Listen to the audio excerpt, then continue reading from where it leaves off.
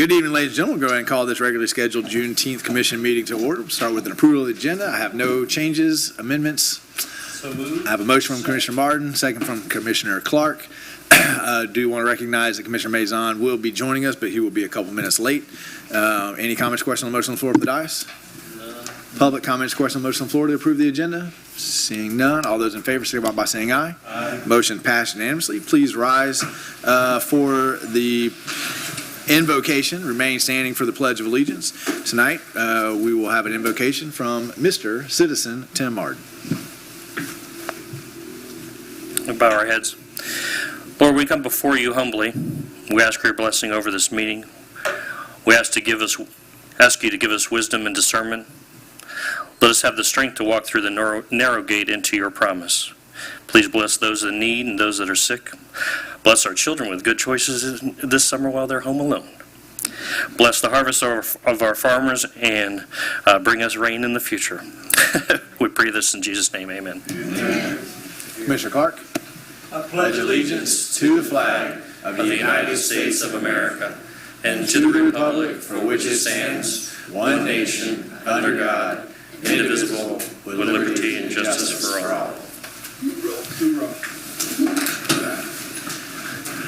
Always need a prayer for some rain. Okay, we have a special event to start off with tonight. How many of you in the audience have ever been to the National Barbershop Hall of Fame? No? Well, pretty soon we're all going to have a reason to go, because tonight we are going to recognize Newberry's barber, and we're going to put Mr. Mike Tyson's name in the hat to go into the Barbershop Hall of Fame. I want to start tonight by reading this proclamation into the record, and then I'm going to present it to Mr. Tyson. So everyone knows, we have worked, we have filled out the application process. That application is ready to go. As soon as we read this proclamation in, we will send it out this week, and hopefully we will know sometime soon. But we are so excited to finally be able to recognize somebody who almost everybody in town knows and visits on a pretty regular basis. If you drive by a shop, you see that line all the way around waiting for that haircut. And so it's time to recognize someone who deserves it.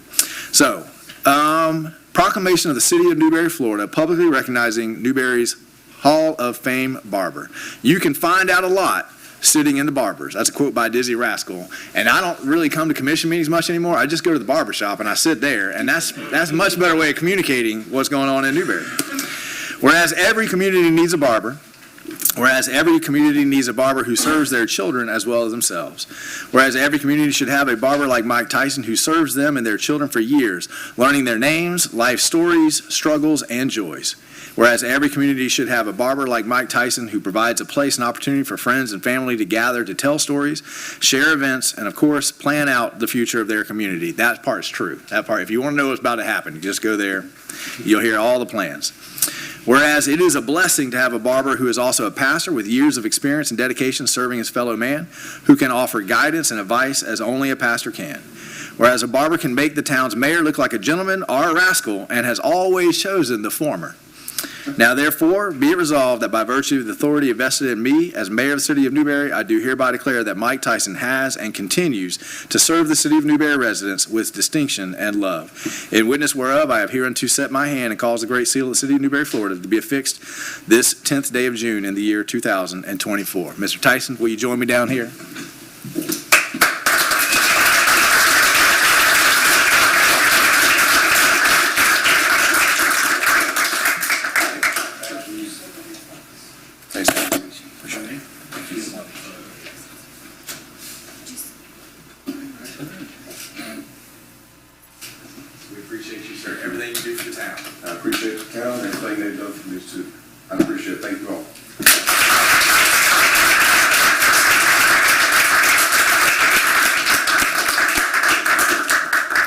Now, Mr. Tyson, I believe that about half of this audience is here for you. So if all of your friends, if you want to get a picture with all your friends that have taken their time to come out with the proclamation, I'm sure we would love that. So if you're here to support Mike, And then after that picture, if you don't want to stay, we understand and we won't be offended. But let's get one picture with the community, because this really started with the community. You guys came to me and said, hey, we want to put Mike's name forth. That's how it started. It started with you. So let's get one picture with everybody that's come here to support Mr. Tyson. If you're here for Mr. Tyson, come on out. Hey, just walk in the room. You got, yeah, come on. If you get your haircut, right? Come on down here, let's get one. With everybody. Come on, Get your haircut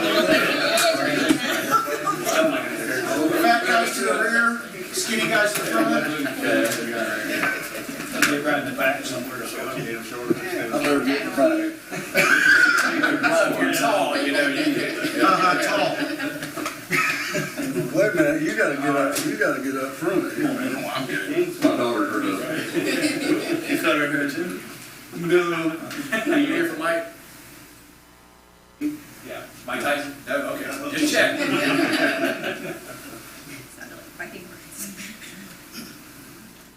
You just like a boxer or the haircut. Hang on, don't go anywhere. One more.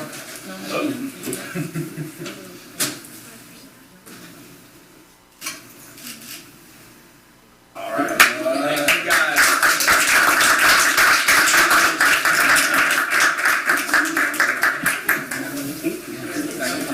Appreciate y'all. Congratulations.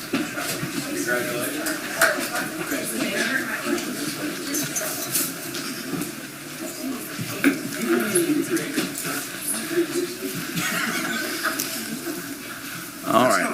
And again, we won't take any offense if you decide you'd like to go celebrate the rest of the night. All right, up next, we will hear Newberry's Ag Tech Park feasibility study and business plan. This has been a long time in the coming. We're very excited. We see this as Newberry's premier economic development plan. And so take it away, Mike. And thank you, Mr. Mayor. You stole my thunder. That's my tagline as well. Mr. Mayor, I'm just going to be up here briefly and introduce Kamal and John L.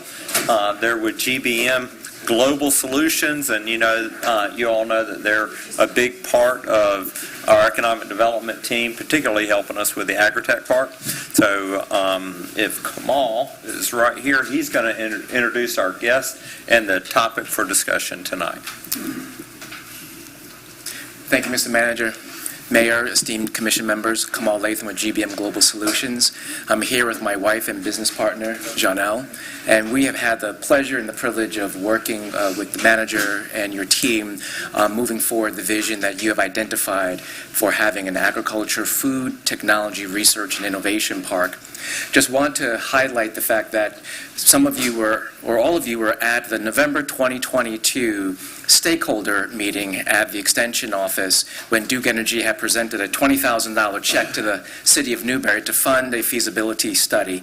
And then after that, the USDA awarded the city a grant of $55,000 to do the business plan. As a result of that funding and city funding, Accel Innovation was retained to be able to provide that feasibility study and the business plan. And Gary Evans and Dave Lohr from Accel Innovation are here to provide the formal presentation of their findings. Would like to highlight from a personal note why I'm very passionate, and one of the reasons why I'm very passionate about this project. It's a tale of two cities and a tale of two children. Some of you may know I used to work with the city of Alachua. When I was there, I learned about the biotech apparatus that's up there, where they have a high school with a biotech program, and then there's a biotech college campus there, and then you have all these biotech companies. And one of the things that was interesting in our household, we have two children, and our daughter, she was interested in biotech. And she had decided to go for the biotech program at Santa Fe High School, and then she enrolled in Santa Fe College, and she's going to the Perry Center for Biotech, and then she's going to be working with some companies there. And in our household, our son, he went to study ag science. at Santa Fe High School. And one of the things that we discovered, Janelle and I, is that with our daughter, with her love for biotech, there was already a pipeline in place. It's about the youth. She can go to the high school to learn about biotech. She can go to the college to further her studies about biotech. And there are 24+ biotech companies up there in Alachua that she could potentially work for. And so we said, wow, she's got the next 5-10 years of her life pretty much set if she wants to stay in this field. But our son, he went to the high school for their ag science program, but there was not an ag science college campus up there, and there's not 24 ag food science companies up there that he could then plug into and take what he has learned and be able to make it work. And so that's one of the things that personally is so passionate to us about this project, because what worked with Alachua with biotechnology should be able, that type of a model should be able to work here in Newberry with agriculture, food, technology. You can arguably say that the assets in this region connected with Newberry for agriculture, food, technology may be even stronger than the region with biotechnology when you go back years ago when they first started the efforts up there. And so we are really passionate about this project. We see that for young people here in Newberry and other parts of this community, because you have an ag program at Newberry High School, there can be a great opportunity to have high-wage, high-skill jobs with infrastructure development and expanding the tax base while making sure that this growth is consistent with the charm, the hospitality, the local environment, and the rural character of the city of Newberry. And so we would like to welcome Gary Evans and Dave Lord. They're going to walk through their presentation. And tomorrow in the afternoon, they are going to be meeting with the stakeholder group that was formed to help provide some insight for developing this agriculture food technology project. Of course, all of you are welcome to attend, and so this is an opportunity for your consultant that the city has retained to be able to report to you their findings. Thank you, Mr. Mayor. Wonderful. Thank you, Mr. We Mayor. appreciate that. Agree with every word you said. Come on down.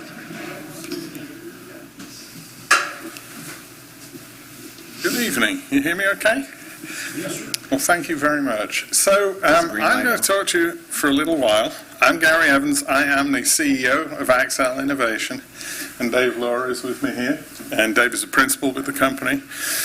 I won't bore you with all the details, but we have been working on this kind of project for many, many decades. We've planned incubators, we've managed them, we've supported companies. We're also entrepreneurs.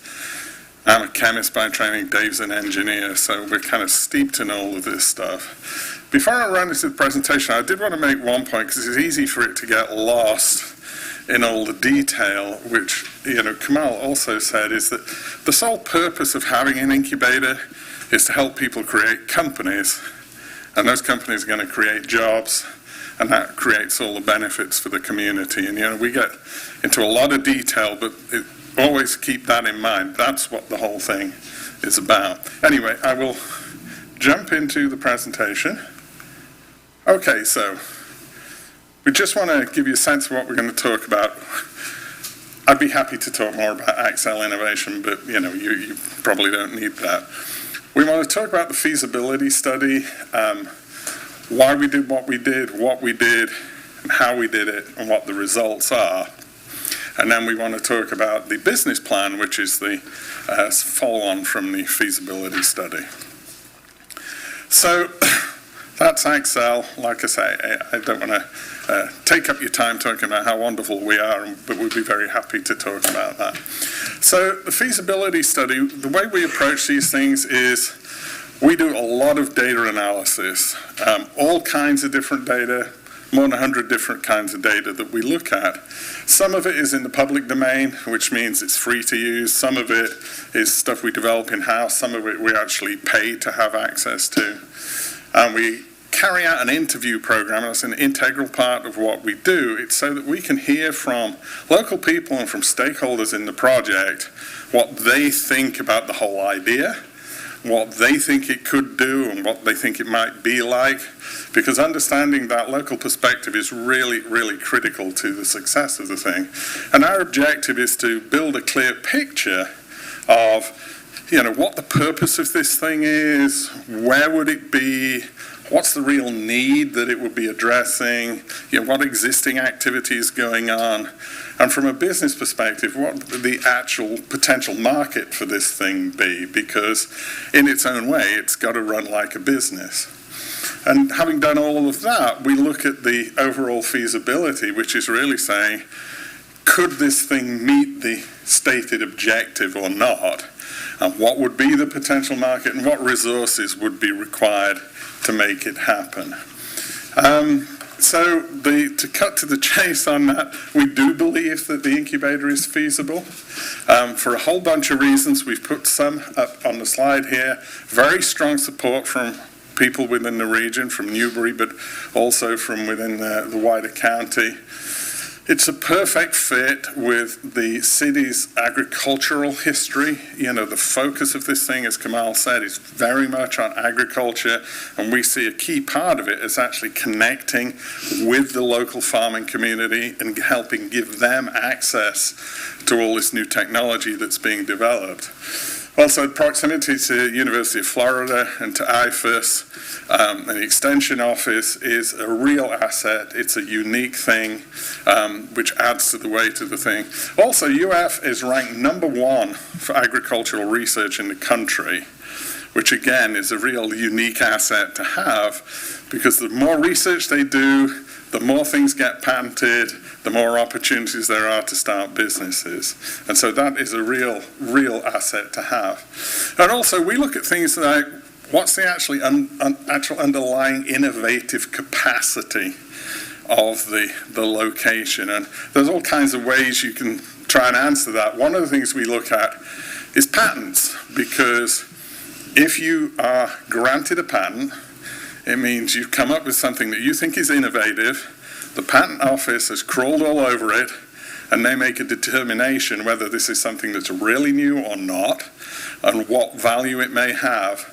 And so if you get a granted patent, that really means something about the capacity of the community to generate innovative ideas and things that have commercial potential. And when we looked, over 1,500 patents in the last 10 years, that's phenomenal. And again, that talks to the strength of what's here, but also the appropriateness of creating this particular kind of project. We also looked at another type of indicator, which is, I won't get into the detail of it, but it's a kind of grant award that's made from federal agencies to companies to support their research. And again, more than 130 of those awards were made to companies based in Alachua County. And what that says again is, this is not a free handout. This is something that's carefully scrutinized, and to have 130 of those awards is very significant. The other thing which is really important is that there is no existing provision that can do what this idea is intended to do. You might say, well, look, there's the Sid Martin Biotech Center up in Alachua, but they do not focus on agricultural tech.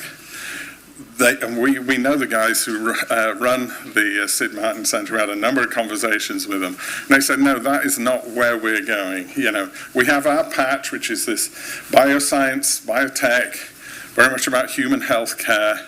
But, we are not going to be doing something like this incubator. And so there's a gap in the market, if you like. And it's this unique combination of factors, the agricultural base, the access to the expertise through the university and IFAS, the fact that this whole market for agricultural technology is kind of exploding for all kinds of reasons. And it's a great opportunity for Newberry to build a distinctive identity. There are not a lot of people around the country doing exactly this kind of project. There's all kinds of incubators everywhere, but not focused on ag tech and food. So those are some of the reasons. I know you've got a huge paperweight there from us with all the detail in. It basically says this in a lot more words with a lot more data to support it, but that's why we think this is feasible. So one of the things we look at is where are the people going to come from that are going to be the clients of the incubator. And we do a lot of number crunching on that. We look at how many people exist in different categories like university faculty and so on, and how many of those might be interested in starting a company. And we work all those numbers. And actually, you've got, again, a great array of opportunities. You have got university and IFAS faculty who have the skills, and some of whom have actually started companies in the past. You've got graduate students who are often likely to be interested in starting a company. You have existing entrepreneurs who have done this already, and you have some startup companies, which is great because it shows that this is actually feasible. But what's needed is a combination of specialist facilities that are going to meet the needs of these kinds of companies. Because what we're talking about is people who are doing very high-tech stuff, using satellite imaging and artificial intelligence and robotics, but also, putting plants in the ground and looking at diseases and how they can do the nutrition for the plants. And that requires an unusual set of resources. One is labs, laboratory space, because some people will be doing some kind of science in the labs. But also you need high bay workshops. So that if somebody's building a robot tractor that's going to go out in the field and harvest something, they need a place where they can develop that and test it and, maintain it while they're running through it. You need test plots. This came a lot in the interviews that we talked about. People, they've got to test these things in a real-world environment. So you need plots where they can actually get these things out without, destroying some farmer's livelihood. You need greenhouses for the same reason. And you also need equipment. So if somebody's developing something like a robot, they can't afford to spend forever waiting for somebody to make a part for them. These days what they need is just a computer-controlled machine on site where they can design the thing they want on a computer, send it to the lathe or the milling machine, and half an hour later they've got the thing they want. So this is a really unusual mix of different requirements which really don't normally exist. That's why it's necessary to kind of create them from scratch. But in addition to that, you need regular kind of office type stuff. You need meeting rooms, you need small offices for people to actually operate the business from. You also need a teaching space. We call it a teaching lab, but it's basically a classroom where people can run courses to educate new workers and other companies about what they're doing. And we could get into this more, but also normally incubators have what people usually refer to as an event space, which is basically an open space which you can use for things like award ceremonies and fundraising events and those kind of things. And so it's a strange kind of mix of things. But the other key part of all of this is the need for specialist support services. You need legal support from people who understand patents. You need technical assistance for a lot of the science. You need general business advisory services. You need people who can mentor these kinds of companies. And you need people who have industry connections who can actually help the companies as well. So this is kind of the thing that we're envisaging being created. So the business plan basically translates that into more concrete terms. It provides a financial model, but it also talks about what staff you would require and exactly how those facilities would fit together, how it would be marketed, all those kind of things. But we like to think of these things in terms of a vision of the future. What is the future that this entity, this incubator is actually going to help create? And that's what's on the slide there. We see it creating a population of thriving, competitive agriculture and food technology companies that are going to derive their competitive advantage by leveraging these cutting-edge technologies, these new technologies, to develop new products that are going to help farmers compete in what is becoming an increasingly technology-intensive industry. Farming is not just about plowing and planting stuff and doing what's been going on for 100 years. It's more and more intensively based on technology. And by doing that, they're going to create jobs for city and county residents. And we think they're going to help to drive the creation of a unique ecosystem for the ag food tech industry. And the mission, if you like, for the incubator is to provide the resources to attract and support the entrepreneurs, establish the city as a globally recognized center for ag food tech innovation, and to create new companies, and contribute to the vitality of the local community and economy. So that is essentially what it's about. A couple more slides and then I will leave you in peace.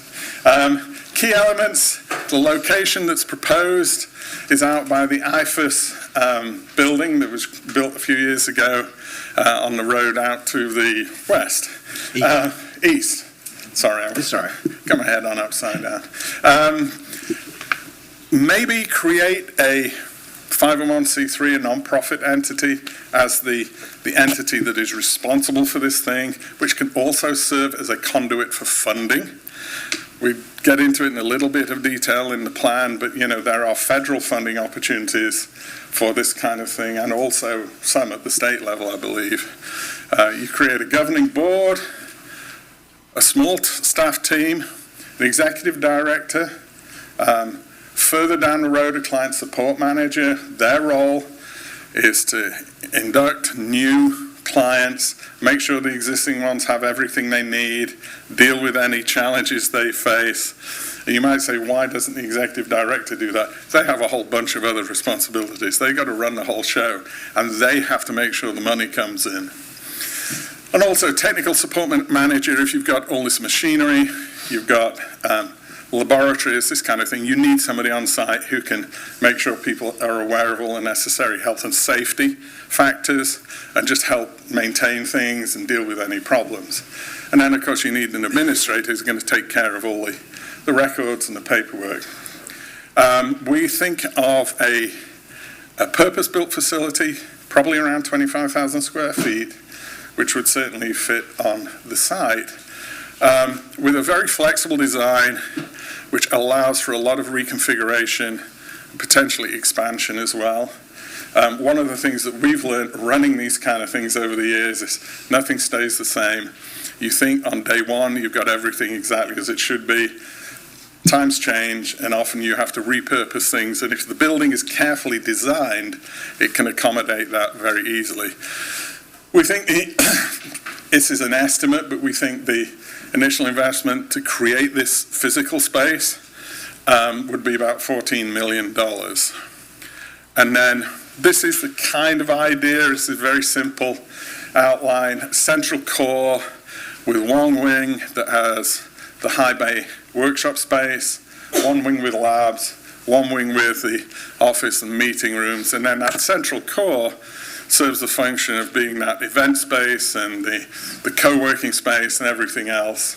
If the building's well designed, this can work very well. And those dotted lines show that the benefit of this kind of design is that you can extend the building without causing massive disruption to the people who are already there. And I have actually been responsible, not recently, but some years ago, for overseeing the creation of a building similar to this, not identical. So, the business plan, we talk about customers, we talk about partners, strategic partners, operational partners, specific value propositions for everybody who would be involved with the project, what the key activities for the incubator are and what resources are required, what the performance metrics would be, and the detail of how it would run, application processes, how would clients be selected, what kind of lease terms would be offered, and all of those kind of things. And of course, a marketing strategy and a plan for the thing. Almost there, financials. Everybody loves this. We think the operating costs would be about $800K annually. Probably a little bit less than that, but 800 is an indicative figure. And the funds for the operations for any project like this are essentially derived from two sources. One is the revenues from the facilities, and the other is from what we generally just call non-revenue funds, which is sponsorships, things like naming rights, grants, money from events. And the reason you need that is because the people you're supporting have no money. You know, they're starting businesses, they're trying to start businesses that are very technical, need a lot of investment, and they cannot pay, you know, top dollar rents. And we have, as I say, run these things many, many times, and this balance between these different sources of funding is entirely achievable. It's not necessarily easy, but it's very doable. And we think that it would break even, or it could break even in year 3. So I appreciate I've kind of cantered through that, but wanted to give you a sense of the whole thing. And if you have any questions, very, very happy to answer them. Well, we appreciate the presentation. This is a huge milestone in this epic journey that we've been on for six years at this point, from idea to now. So, Commission, do you have any questions? I just want to know where he's from. I think with that accent, I would say Dixie. It's probably from the county mayor in Oh, okay. You may regret having said that. It's a long story, but my dad was actually born in Akron, Ohio, and his dad worked in the Firestone tire factory there. And it's an accident of history that I ended up with this accent. I have not actually lived in England since I was 18, but the accent sticks with you. There you go. So there you go. It's a much longer story, but that's the short version. Any other? I'm sure we're going to hear more at the meeting Thank you. tomorrow. Looking forward to it. So, 20,000, is it feasible? Yes. There we go. I appreciate it. All right. Okay. I look forward to the meeting. Mr. New, you have any final thoughts before we move? Mr. Mayor, I would just point out this feasibility report is one of the elements that city can bring. As a government funded, we can obtain grants that aren't available to the private sector.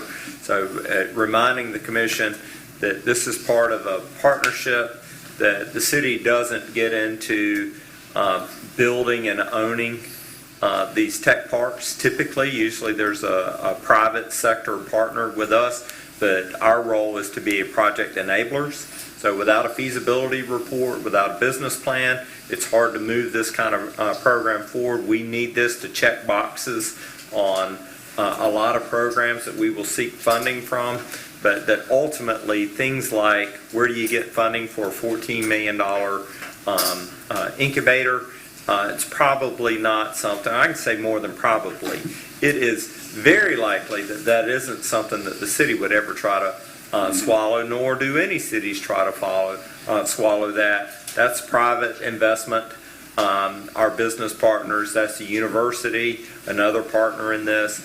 So that's very holistic view. But the things that the city brings to the table, infrastructure, roads, enabling the planning and zoning, applying for grants like we did to fund these studies, that's the city's role, and we've done a terrific job so far.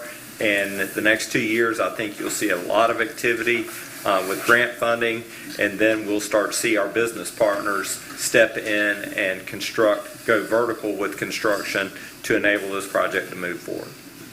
It's very exciting, and Kamal, we appreciate you for helping us get to this point too, helping us get those grants so that we can get these studies under our belt, because it is, like I say, it's a milestone moment. So thank you, sir. We appreciate it. Thank you. All right. Hey, nobody gets applause. Good job. Good job. All right, up next we'll hear a fire assessment update. Mr. New, you're going to take us through? I'm just the designated introducer. Introducer tonight? Okay. So, Mr. Mayor and City Commission, I'd like to introduce you to Shane Black. He is with Anser Advisory, and we have a lot of familiarity with Anser. We're just not familiar with them as Anser. We knew them as Government Services Group, GSG, and they have been the city's partner in fire assessment for years, as long as the city's had a fire assessment, I would believe. You may recall, or you may not, that if you're going to utilize a fire assessment to fund your fire department, that periodically it is best practice that you update the studies on what the appropriate fees are. And so we, as a matter of practice, do that every 5 to 7 years, and we're at that point again. So we've asked Answer to come in and do an update on our fire assessment evaluation, and Shane is going to share with you what those findings are for this year's update, and I'm sure we'll get a formal report. We'll get a formal report coming. Yep. Okay. It's already been planned. It's in the works. So I'd like to introduce you to Shane Williams, please. Come on down.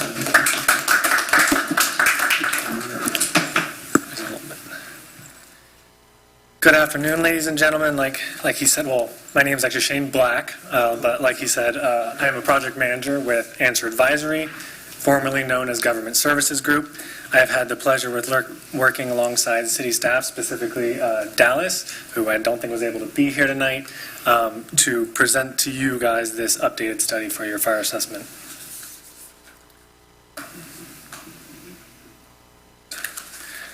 As some general background into fire assessments in general, what is a fire assessment? Simply put, a fire assessment is a charge imposed against real property to pay for fire protection services. These services can include anything from fire suppression to prevention to hazmat, but cannot include any services above the level of first responder.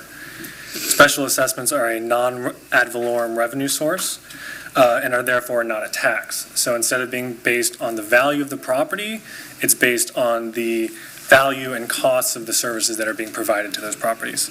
The city, like the city manager said, the city originally implemented its fire assessment back in 2002, and we've assisted the city ever since. Fire assessments are a home rule revenue source, which means the city actually authorizes itself to impose it every year, and it's an annual decision. As a non-ad valorem, the guiding requirements are case law driven, not statutorily driven, which means that the requirements for special assessments are based on court ruling and precedents. In order for a special assessment to be valid, it must, and the courts have determined there must be 2 requirements met. The first is that the services being provided must provide a requisite special benefit to the property itself. The courts have said that fire services up to the level of first responder do provide that special benefit to the property, but EMS services above the level of first responder do not provide a special benefit to the property itself. It might provide a special benefit to the individuals on the property, but not to the property itself. The second requirement is that the services being provided and the costs thereof need to be fairly and reasonably apportioned among the parcels that are benefiting from those services. And that's where we come in. We analyze your guys' data, and we develop a methodology and a fair and reasonable way to apportion the costs associated with your services, in this case, your fire department services. Answer last conducted an update for the city back in fiscal year 2015-2016. The rates shown above are the current adopted fire assessment rates for the city, and generated approximately $721,000 this past year. Additionally, based on the methodology developed in the last study, the city currently has a 100% exemption for government-owned parcels, as well as institutional wholly tax-exempt properties. The city also has a residential hardship exemption for residential properties that I believe there's a annual application process that they have to apply to every year.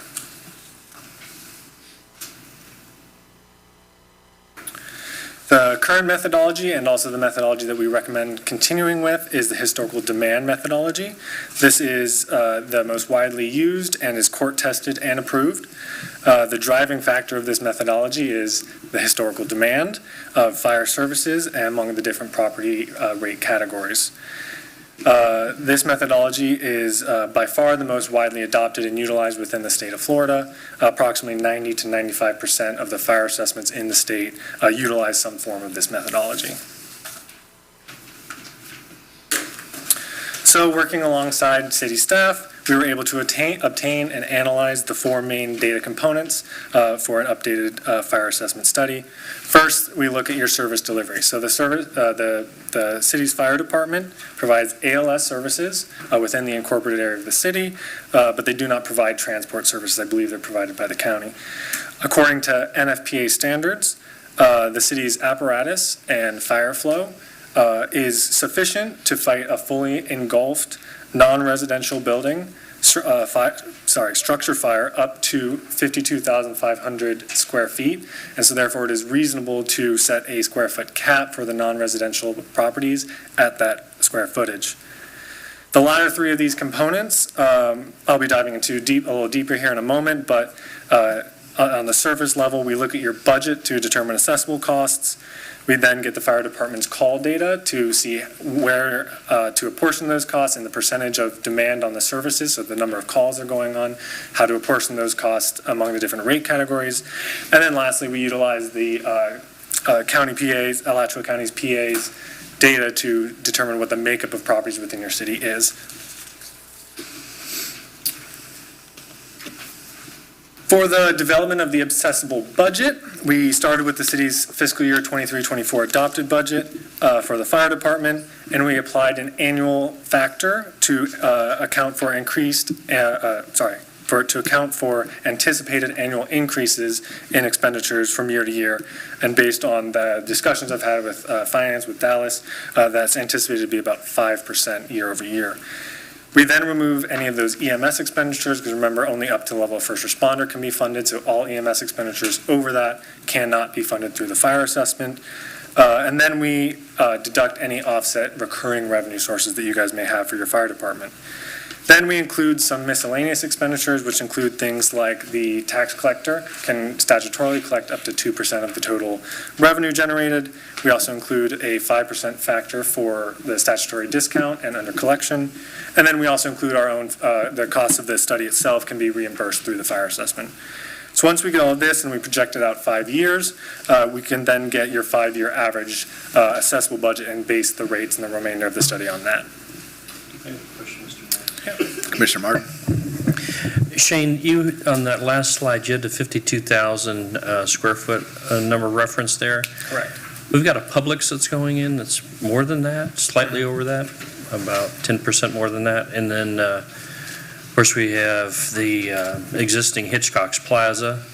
Are there offsets in that number for standalone facilities that already have fire suppression of their own, or how does that come together? Yeah, so within the incorporated area of the city, any individual structure that exceeds that square foot cap would only be charged that amount. So it'd be charged as equivalent to a 52,500 square foot property. And the logistics behind that is that I see. if all of, and is by the NFPA, so National Fire Protection Association, standards, if all of the apparatus owned and operated by the city were to respond to that fire, that would be the extent of the ability. So anything over and above that, they would have to rely on another jurisdiction to assist. So that's why within your ability to impose the assessment on the incorporated area of the city, we can only fund in an individual structure. Again, it's building to building, so not property. But an individual structure over that would only be charged as if it were that 52,500. Makes total sense. Okay, thanks. Of course.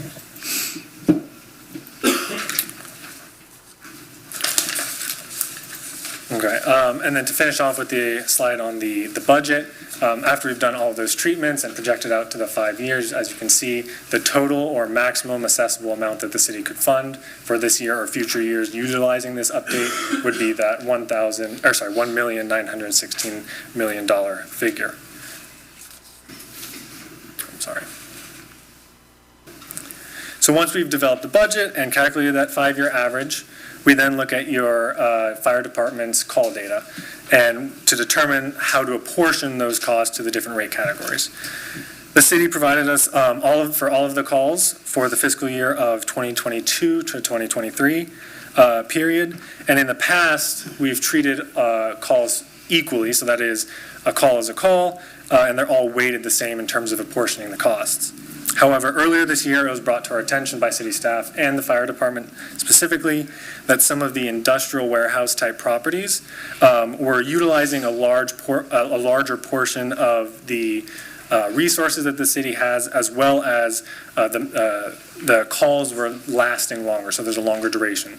So on both sides, they were utilizing more resources, even though the industrial warehouse only accounts for a few calls a year, they were utilizing more resources. And so when we're asked to look into this, our findings corroborated the city staff's concern, as well as the fire department. And we looked at the call data, and we come up with, the way we account for this is we look at a couple weighting factors to hopefully more accurately capture the full extent of the services that are being demanded. So oftentimes the response to different types of properties, they're not equal. So a non-residential structure fire usually requires more services, and therefore more services are dispatched than, say, to a residential property. So we weighted the calls based on two factors. The first is the average number of personnel that are responding to the calls in each rate category, as well as the average duration of the calls they went on to those different categories. And so, for instance, by analyzing the call data in this way, we found that calls to the industrial warehouse type properties were requiring not only additional manpower, but the calls were lasting significantly longer, somewhere in the realm of about 7 times longer than the next highest category. And so part of that discussion with the fire department and the cities and Dallas was to try to incorporate these additional resources that are being utilized by utilizing this weighting methodology.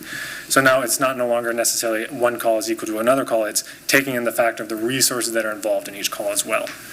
So under this new treatment, the industrial warehouse category is going to see a significant increase in the apportioned percentage of the budget. So whatever portion of the budget you choose to fund, they're going to pay a slightly more amount because they're utilizing those additional resources. Laterally, the weighted call breakdown also sees a reduction in the residential and institutional categories, while commercial stays approximately the same. So once we've analyzed your call data, we look at your parcel data.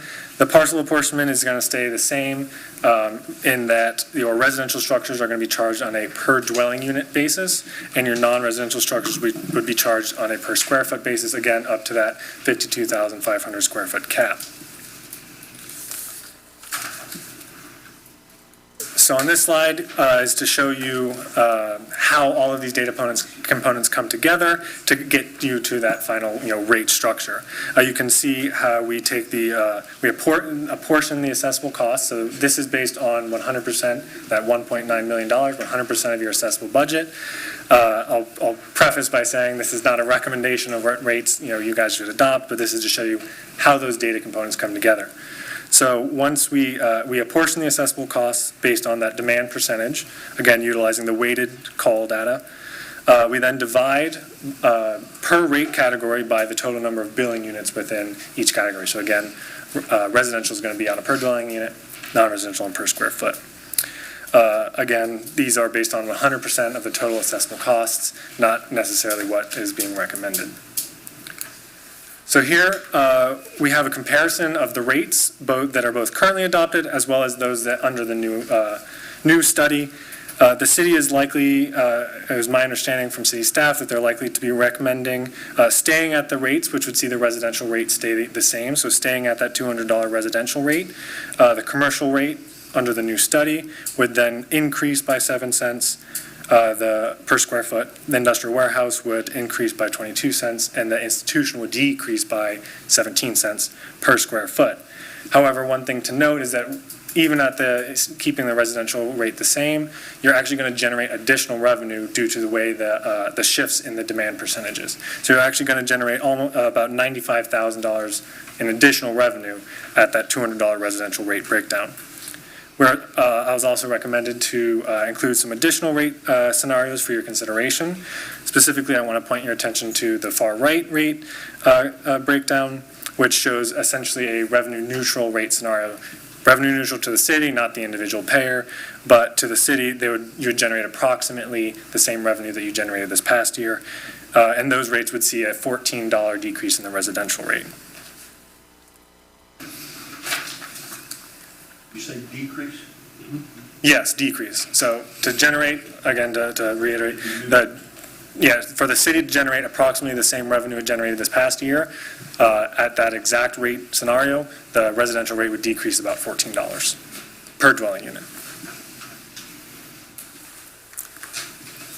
Again, this is just an educational presentation to let you guys see the results of this updated study. Your actual determination on what to move forward with will be incorporated in the preliminary resolution, which is currently scheduled to be adopted on July 8th. As in years past, I believe we'll be handling the mailing of the first-class notices on behalf of the city for the adoption of the annual assessment resolution tentatively scheduled for August 26th.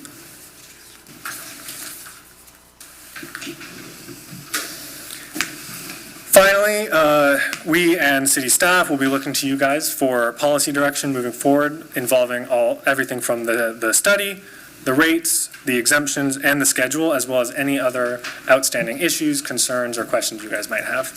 And I'll be here to answer any of those questions or comments or any explanations you guys might need. All right, thank you so much. Do we have any questions tonight? We have a lot of budget workshops coming up where we'll go into this more detail, but Absolutely. we appreciate that. Very informational. Good to know. Thank you. Thank you so much. We appreciate it. All right, ladies and gentlemen, your commission likes to hear from you frequently and often, so they set aside a public announcement section at the beginning of each agenda. These are for you to talk to the commission about anything that's not on the agenda. We have a 2-minute section now, 5-minute section at the end of the night, so if you want to announce like a lost dog or a garage sale, perfect time to do that. Any public announcements? Come on down. District champion coach. Yeah. Commissioner, Mr. Mayor, thank you for having me. My name is Naeem. I'm also a coach of your 6U Newberry girls softball team. Proud to say that our girls went undefeated and brought home a well-deserved district championship to Newberry, and we will be representing the fine town of Newberry in Lake City at the end of June for the state championship. I don't know if Travis could confirm this, but I think we're the first 6U team in Newberry to bring home a district championship. Our girls are making history. Yes. Still looking for sponsors to go to that. Yeah. Perfect. Yeah, we're still looking for sponsors, so anybody wants to help sponsor our girls for the 4-day event in Lake City, that'd be great. I also want to, I don't think I brought this to your attention, but I am you guys are aware, I'm the chair of the opioid task force. I announced, I believe, at one of the last meetings that we were able to attain a $200,000 grant. However, I have some great news as well. We were able to obtain a $150,000 grant strictly for RAD Kids. RAD Kids, if you guys know, this is a program that empowers all students to not just defend themselves, know that they have a right to say no, that they are a person, they're able to speak, use their voices. Our goal in the opioid task force has been preventative, and RAD Kids has been known to do wonders for students. So our goal when we got the Newberry opioid task force together was to ensure that every school, elementary school in Alachua County was going to be able to have this program available to them. However, that came with a cost. Well, that cost is no longer a hurdle today because of the opioid task force helping to obtain that $150,000. We are able to bring RAD Kids to every elementary school in Alachua County. So thank you for trusting us to bring that to our city as well as to the rest of the county, and we're not going to stop there. As soon as RAD Kids is implemented in Alachua County, we are going to bring it to the whole state of Florida. So thank you. All right.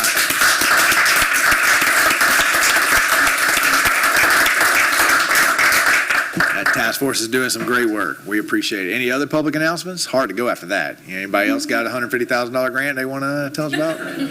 All right. Let's move us to the consent agenda. I have a motion to approve the consent agenda. I have a motion from Commissioner Martin, a second from Commissioner Coleman. All those in favor of the motion signify by saying aye. Aye. Motion passes unanimously. That'll move us on to item 5. Madam Attorney, would you please read on second reading ordinance 2024-15/LDR 2410 into the record?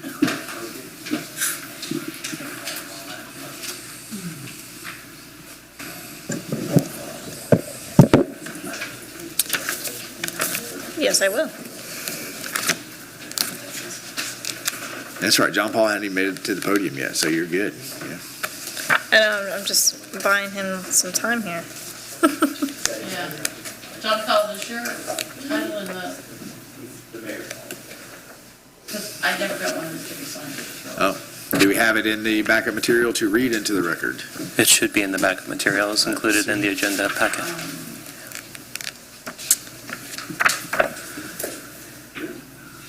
Yeah, because this is just Dice packet. Yeah. We will get it.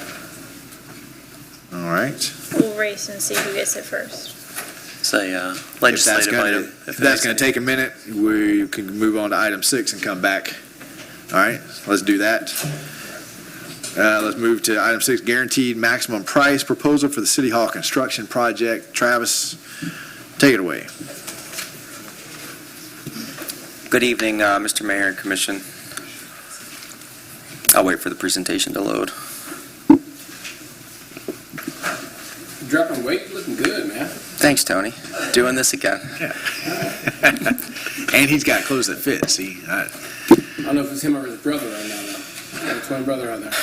That gets awkward, for sure.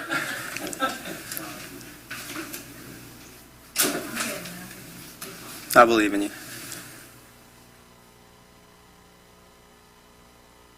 There we go. Recommended action is to receive the presentation and then authorize the city manager to execute a contract with Scorpio based on the guaranteed maximum price we will be presenting tonight, including all necessary documents. Before we ask you to approve building it, I want you to remember what we're building. So the site plan, I'm going to go over the highlights of it, and basically our City Hall campus, which will be considered a new City Hall campus. The highlighted box is where the new City Hall will be constructed. It will be adjacent to First Avenue, which, as you all remember, will be a westbound lane once the Twin Pairs comes through. The red highlighted box is our existing City Hall. Green is the municipal building as it currently sits, and blue is the cold storage building.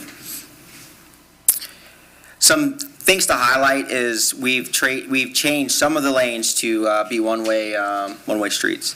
So you'll see the arrows pointing which direction they will be traveling. Before you leave that slide, Commissioner Martin, you have a... Like 2 more. That one. This may be one of the that's going to be a one-way out. It is. That's where the drive-through is. We might want to cut off the Go to the right. To the right. Yeah, could be dangerous. Good point. The yellow box is the stormwater. You know, we've talked about that several meetings ago. We had to take it on site. It will be under that asphalt. And then the orange highlighted box are all new parking spaces. You'll notice that municipal building has been upgraded to angled parking opposite direction. You'll see on-street parking on 254th, and you'll also see some new parking in front of the cold storage building, as well as the parking lot next to the new building. So when we talked about this from the beginning, we talked about, and your vision was to provide a kind of fresh take on what we see traditional in Newberry. You'll notice the image on the left is the original design, and after many discussions, the one on the right kind of brings in some of what Newberry has to kind of have it fit in. Existing City Hall, as you can see. We kind of took the brickwork and we placed it. This image is really hard to tell, but you know, there's brickwork around the building to emulate what City Hall, our current City Hall, has. The municipal building, with its stonework and arches, we added that to the front of the building. You can kind of, and to the sides, and you can kind of see that same feel that when you're sitting there looking at the building, you'll see it ties in really well. The church that is directly across the street, you'll notice that it has that tall tower, something you see right away. We've kind of emulated this same type thing here. So we wanted to blend in, you guys wanted to blend in and fit the traditional feel of Newberry, and I believe that Barnett and his team did a good job of that. I'm just going to go through some elevations, just to kind of give you an idea of what the building looks like. Nothing's really changed from the last time. I just wanted to kind of put it in front of you guys again. You can tell the drive-through here. This is the connection point between the existing facility that we're currently in and the new City Hall building. And that is the west side. Ricky. All right, so the guaranteed maximum price presented by Scorpio was $8.5 million. That broken down, I broke it down via direct costs and indirect costs. So you see direct costs, basically what it costs to construct the building. These are the things that you must have to actually build the building. You'll notice the new building cost was just around $5 million. Site work was 1.3. Can I get the site work? There's a lot. That includes all the asphalt that is going down, the repaving of parking lots, new paving of parking lots, et cetera. Staffing and GC costs, $763.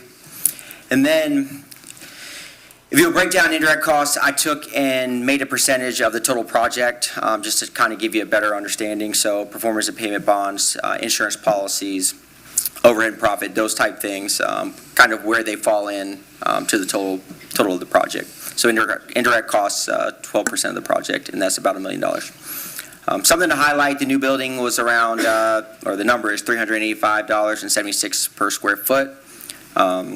We had estimates higher than that a year ago, so that is a good feeling. We've also got recent estimates for the Easton Gym, and some of those numbers, depending on what construction was, if it was tilt wall, I mean, it was in the high 4s, low 5s. So just something to consider. And renovation of this existing building, the portions that we will be renovating, it's around $90. Project schedule, looking to start in July, if it is approved. Construction to take 12 months. Estimated completion in June of 25. I broke down the months, I mean, for reading material. I'm not going to go through each one of those, but I'm going to build a building in 12 months. And then just an example of the schedule. This is what we'll be looking at, and something that we'll be monitoring closely, make sure we stay on schedule. Red items have to happen to stay on schedule, but you'll probably see this, as construction progresses. Again, receive presentation and then authorize the city manager to execute a contract with Scorpio Construction based on the information I just provided and that guaranteed maximum price. All right, guys, 3 years ago, you set City Hall as your number one priority, consolidate all of our employees in one place for the ease of our residents and businesses. Here we are at the finish line. Any questions, comments? After the vote tonight, we can start seeing some construction trucks. Mr. Mayor, just a reminder that a meeting ago, the City Commission approved bonds, issuance of the bonds. That hadn't happened yet, but our financial plan is essentially $6.5 million in bonds that'll be repaid, and we have about $2 million in cash reserves that we'll put towards a down payment. All right. Any questions, comments? All right. Do I have a motion? Motion. I have a motion from Commissioner Mazon, a second from Commissioner Martin. Any comments, questions on the dice motion on the floor? Public comments or questions on the motion on the floor? Okay, roll call. Yes, Chris from Scorpio is back here, as well as Barnett Chenault from Monarch. All right, Commissioner Mazon. If you go back to the slide where you show the model of the City Hall, right there, any of those is fine. So is that stone, or would that be stucco, or what material would that be? So the material that you see there that looks like stone is going to be the same as what's on municipal building. It's going to be like on the sign that we just constructed, all those. And what about the top portion? Like that will be stucco. All stone? No, it won't stucco? be. Yeah, stone is very expensive. So you'll see like the wainscot on the sides is stone. The corner there, there's brickwork in there, and then there's stucco. Yes. Okay. Yeah, I see a lot of stucco around town, and what do you see with stucco? CVS. I could just name a couple, and that's my only concern is that the mold of what you see. I know that our staff will maintain it, but that's I guess that's the level of stucco that's placed. Well, Thickness? it also depends on whether you're using a product like Drive It that you put on the building and the color is already in it and you're not painting it. Okay. So there's all different types. Okay. So we want the good stucco. Yes, sir. Okay, all right. Fire department. Yeah. The same. Okay. Yeah. Okay, so no questions, no more questions from the dais, public comments, questions on the motion on the floor? Seeing none, roll call vote, Commissioner Coleman? Aye. Commissioner Clark? Nope. Commissioner Farnsworth? Aye. Commissioner Martin? Aye. Commissioner Mazon? Yes. Motion passes 4-1 with Commissioner Clark in dissent. For our clerk, we moved on to item 6, so we're going to go back to item 5. Ms. Rand, if you'll back us up in there. Thank you for pitch hitting 7 copies around. of the ordinance. All right. Thank you, Travis, for that presentation. It was great. We're very excited. Is it? I think he's got one more. He told me today he thinks it's his last. I don't know if it's public. I almost said something, but is it his last? Nope. No. Okay. All right. Madam Attorney, would you please read into the record ordinance 2024-15/LDR 24-10? Mr. Mayor, this is ordinance 2024-15, an ordinance of the City of Newberry establishing zoning in progress for the construction of large-scale retail establishments, providing for stay on applications, providing for conflict, and providing an effective date. Okay, thank you, ma'am. And just to remind everybody, we're not talking about what we want to see in a big block ordinance tonight. We're talking about having a stay on that so that we can have all the conversations about what we want to see in that ordinance at a different meeting. Jean Paul, take it away. Thank you, Mr. Mayor. Absolutely correct. The ordinance before you tonight has not changed from the last presentation, except for the one addition by Commissioner Martin to automatically have it renew after the 6 months expires if we haven't adopted regulations by that time.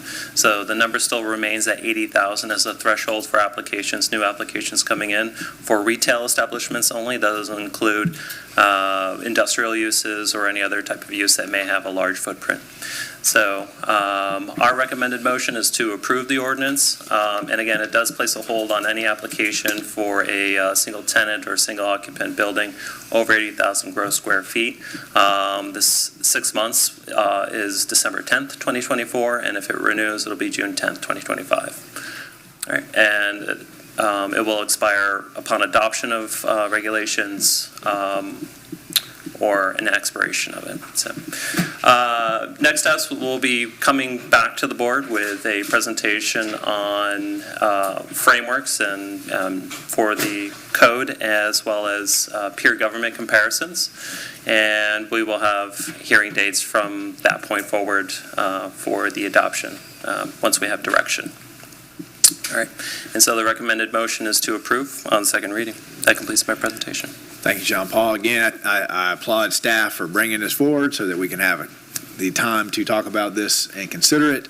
I guess I had this concern the first time. If somebody comes in, John Paul, and they've got 79,000 square foot, what happens? Are they a big box retailer, or they've got 79.5? So, I mean, technically, we wouldn't be able to hold it to their feet to the fire. If there are 79,999 square feet and 11 inches, yeah, they're in. Right. But the general categories, usually it starts for Alachua County, it starts at 100,000 square feet.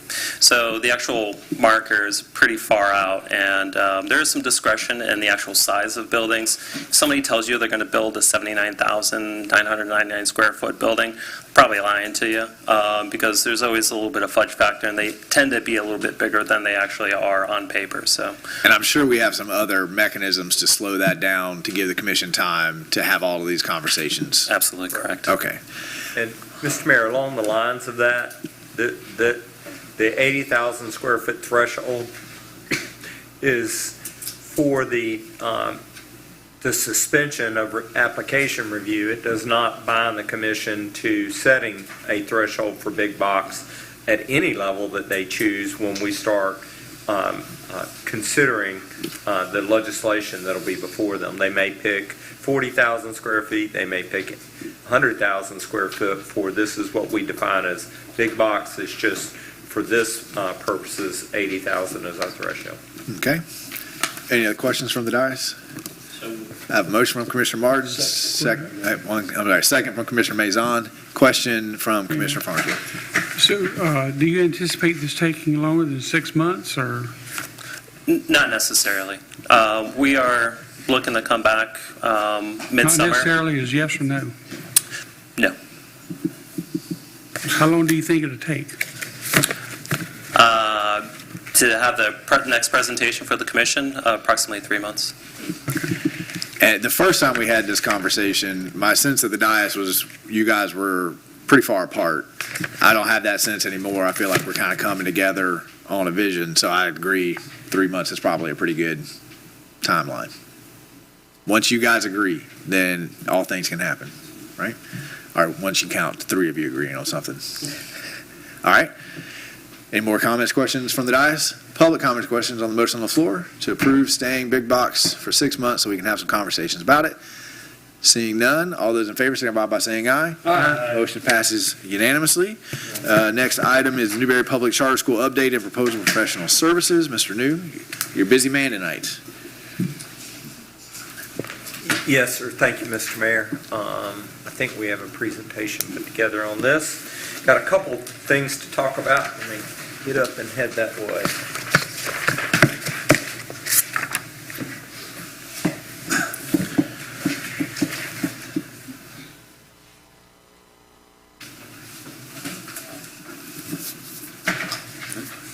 So, Mr. Mayor, just as I mentioned last meeting, we're early into Newberry Charter School Initiative.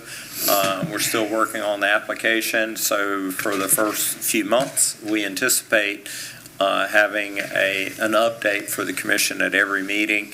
It may be nothing, it's just progress as normal, but if there's anything that is popping up, we'll spend some time on them. So recommended action will normally be receive a report and discuss an item.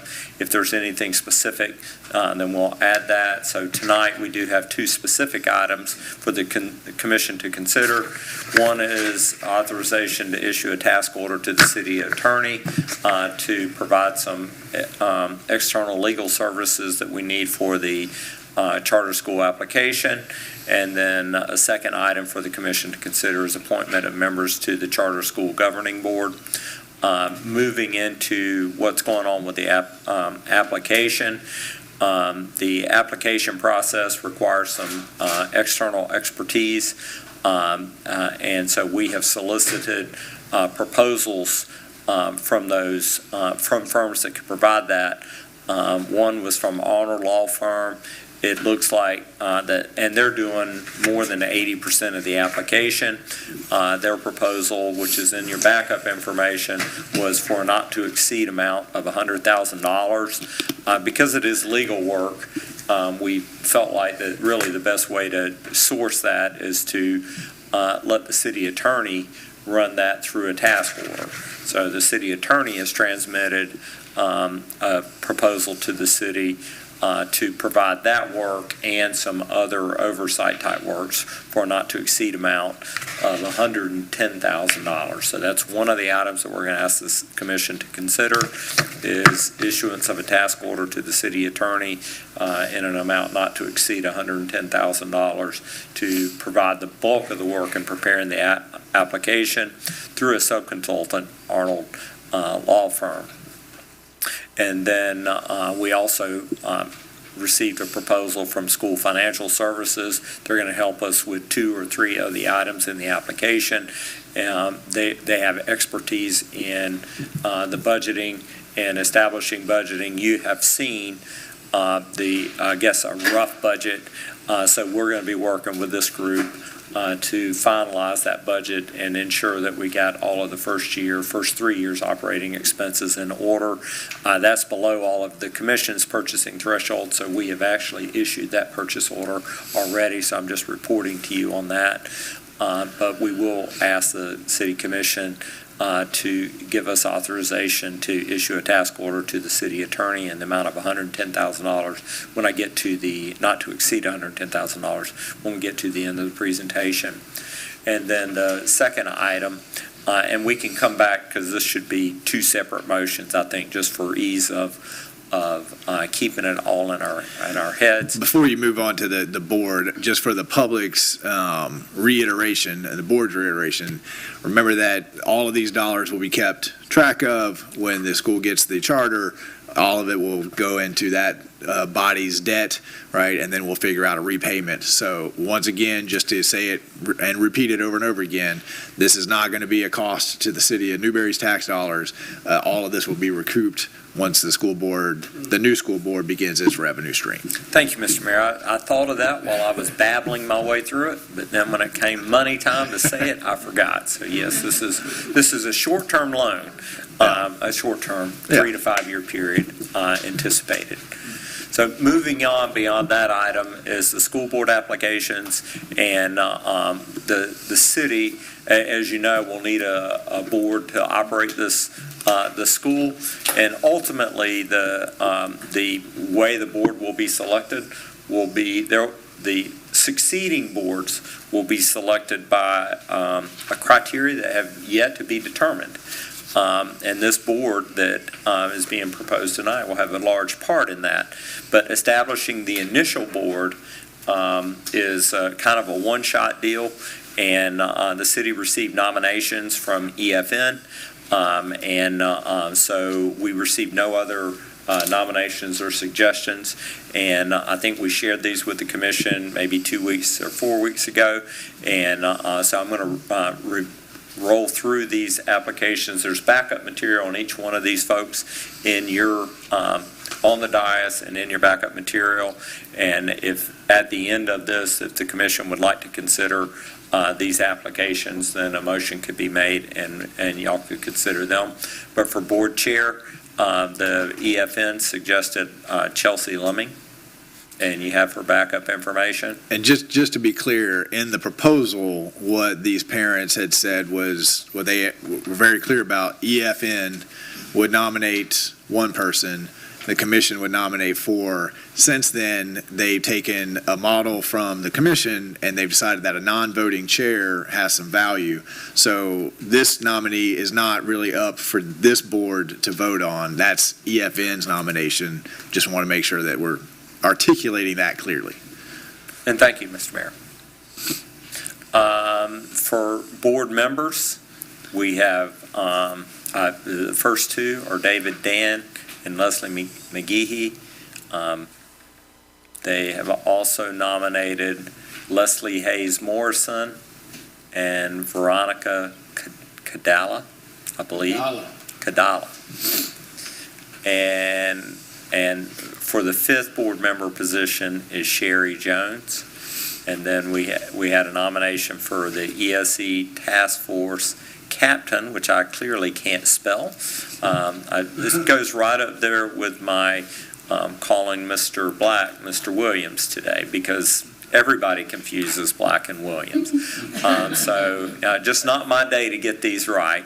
But those are the nominations. I believe that's all of the nominations. Those 4, without the ESE Task Force Captain, those are the 4 that you could either go with these parents who've done the legwork to bring these folks to you, but these would be the 4 nominations that are up to you. I'm sorry, I misspoke.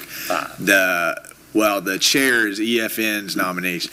Ms. Kadala is actually the nominee from the Newberry Elementary School teachers themselves. So they proposed that they would put forth. So the other 3, you guys can, did I get that right? Other 4, those are the ones you can accept their nominations, or you could go your own way, right? Okay, so the consideration would be for Mr. Dan, Ms. McGehee, Ms. Morrison, and Ms. Jones. Correct. And I think Naeem has a presentation, so he could help us if we mess that up any. Absolutely. All right.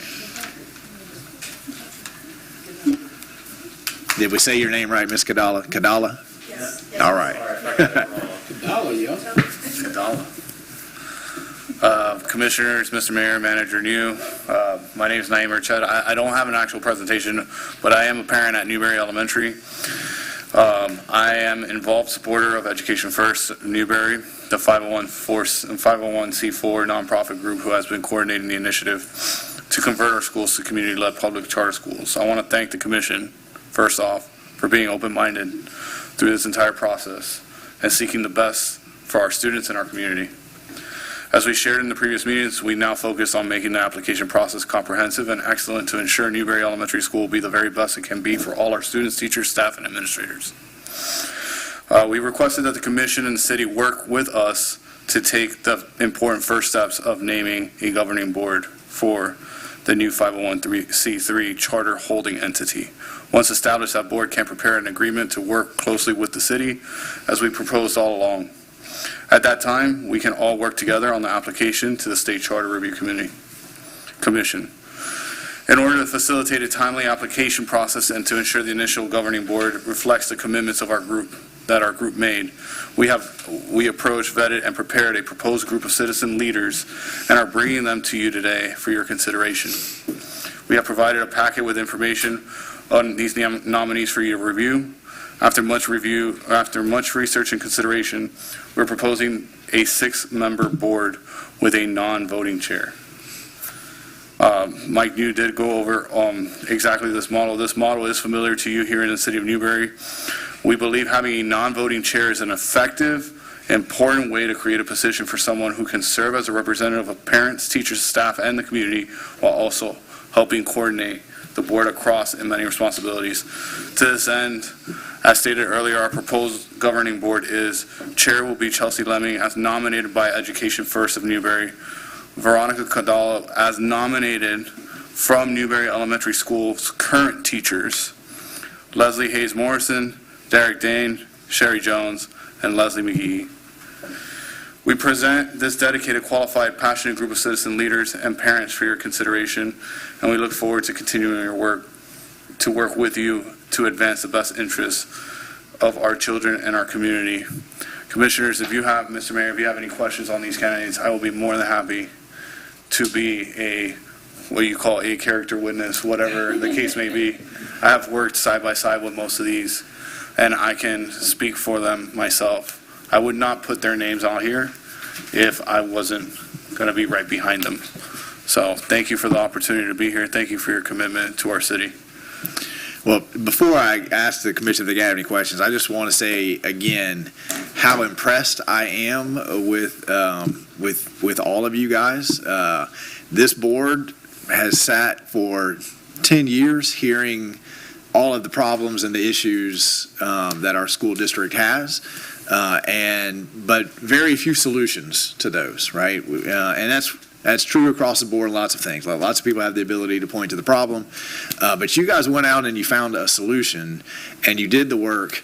And even to tonight, knowing that we're on a timeline and knowing that we need a board to begin this historic work in our community, once again, you guys have done the legwork. You guys have been out there seeing what the next steps are and seeing how you can help. So I appreciate it. My level of respect for the work that you guys have done to get us to this point just continues to grow. And with that, we do have, I think everyone is here except for Mr. Essex, and Ms. Jones couldn't attend tonight, but all the other nominees are here. If you want to ask them any questions, you have had their information for the last couple of weeks, so you've had time to reach out to them and get to know them. Do you have any questions? Do you want to talk to them? You ready to move forward? Commissioner Martin. Mike, do we have any communication with EFN with regards to spending their money in advance? Have we communicated this value back to them and vice versa? Yes, we have, and we are working on an agreement with them. The city attorney's office is drafting that will spell all those things out, all these things out. But currently, we've communicated the number to them. They're aware that this was the proposal, not to exceed. Actually, they had given us a heads up that that's about what an application costs. I think we were unsurprised when that's when it came in. Commissioner Farnsworth. I'm sorry, Commissioner Farnsworth, and then we'll go to Commissioner Clark. Mike, this $120,000, of course, we're going to get that paid back to us. Do we anticipate any other expenses before the school becomes self-sufficient? Yes. So Yes. we're going to be paying out more than, We're going to be paying out more than this. you know, how much more? I don't have a number off the top of my head. It probably won't be double this, but it won't surprise me if it's at least 100,000 more. Because, you know, if the application, once it's submitted, it'll be considered, it'll be considered by the board, and we'll have a response back in the fall within that period of time frame. And then that will, and we anticipate that being a yes, move forward. We won't get funding immediately. That funding will come from the state in its next fiscal year and all those funding sources. So, you know, things like staff that we might hire, we've resisted trying to hire staff pre-approval to move forward with it. But we think that getting some sort of leadership, whether it be a principal or perhaps a superintendent, would come once we get approval, but before we start to get funding. So I anticipate there will be more expenses coming to the city, but I don't have a budget to those yet. But like I said, I think today it's probably at least another $100,000. Is that coming out of the general fund or how's it? Correct. It is coming from general fund. All right, and do the members of this board, do they have a term limit? And the initial board does not. It is deemed a temporary board. One of their first charges, once they're sat as the board, is to develop the governing board criteria, which will include the terms of each member of the governing board. Okay. All right. What's been considered right now is some will be on 4 and some will be on 3 to have a rotating stack. Is that all your questions, Commissioner? Yeah, I mean, I guess they'll decide how these people are going to be appointed or. Right. You guys have to create them, so then they can go and work all those questions out. Correct. Commissioner Clark? I don't have a question. I have a statement, not for Mike, but for the everyone here getting involved in this. I would just like to say it takes a special person to go into this. Number one, it's brand new. There's nothing really to follow. There's going to be a lot of hard work ahead of them, but it takes a very, very strong and special person to get into this, knowing that this is a new, uncharted territory. And thank you to each and every one of you who have gotten yourself involved, and we're here to support you. Thank you, sir. Commissioner Maison, were you reaching? Yeah, I was just going to piggyback on Monty. So all the funds that are used will be put back into either the general or the. Correct. I just wanted to. Correct. And we will, part of our periodic updates will be a financial report of what we spent and what we estimate is coming down the pipes. Very diverse, by the way. Very diverse group, and I love it. Cover the bases. I'm sorry. Okay, so we need 2 motions here. Let's do you have a slide with the recommended act? Do you have anything left, Mike? I do not, and my Okay. slide is more broad, authorized. I'd suggest we tag them in this order. Let's do the legal services first. So I need a motion to approve the issuance of a task order to city attorney to contract. Second. I have a motion from Commissioner Clark, second from Commissioner Martin. Any comments or questions on the motion on the floor from the dais? Public comments or questions on the motion on the floor? This is for legal services. Seeing none, all those in favor signify by saying aye. Aye. Motion passes unanimously. Now I need a motion to appoint. Do we want to accept this packet of board members? Second. I've got a motion from Commissioner Maison. I got a second from Commissioner Clark. Any comments? What? Especially. Any comments or questions on the motion on the floor from the dais? Public comments or questions on the motion on the floor. Naeem, you did a great job speaking for them, but did any of the board members want to say anything? I'm not putting you on the spot, but if you want to. Seeing none. All those in favor, signify by saying aye. Aye. Motion passed unanimously. And guys, we made history twice tonight. We sent a community member to be involved in the National Barber Hall of Fame, and we have created a Newberry School Board. I agree with Commissioner Clark. It is an amazing moment, and each of you are amazing people for putting yourselves out there like this. You guys are going to build something incredible for our kids, and we appreciate everything that you've done and everything that you're signing up to do. So, and as a special, that might be, right? As a special treat, you don't have to stay till the end of the meeting if you don't want to. That's right, that's right. All right. Thank you, guys. We appreciate you. Very excited. All right. That brings us to item 8, which is special permit for temporary use and alcohol service for Vibes on the Lawn, Car, and Bike Show. Madam Attorney, would you please read Resolution 2024-26 into the record for us? Mr. Mayor, this is Resolution 2024-26, a resolution of the City of Newberry, Florida, considering an application for a special permit for a temporary use to allow an outdoor concert and alcohol service as authorized under Section 14.10, Section 6-5 of the City of Newberry Land Development Regulations, respectively. Providing approval for a special permit for temporary use, Vibes on the Lawn, Car, and Bike Show within an agricultural A zoning district as provided in Section 4.4 on certain lands within the corporate limits of the City of Newberry, Florida, on tax parcel number 02515-004-002 and 02515-004-002, repealing resolutions in conflict and providing an effective date. Thank you, ma'am. And this may be a question for John Paul or you, but at the P&Z, we found out that there was not going to be alcohol sales on site.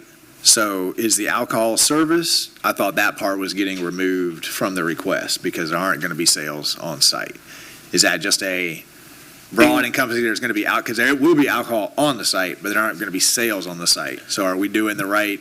Correct, yes. We are doing the right Because there's ordinance. consumption. Because of consumption, it's alcohol service. Yes, sir. Okay, all right. John Paul, take it away. Thank you, Mr. Mayor. So the request before the board tonight is a special permit for a outdoor concert as well as a alcohol service at that outdoor concert. As the mayor stated, that alcohol portion is through pre-sale only.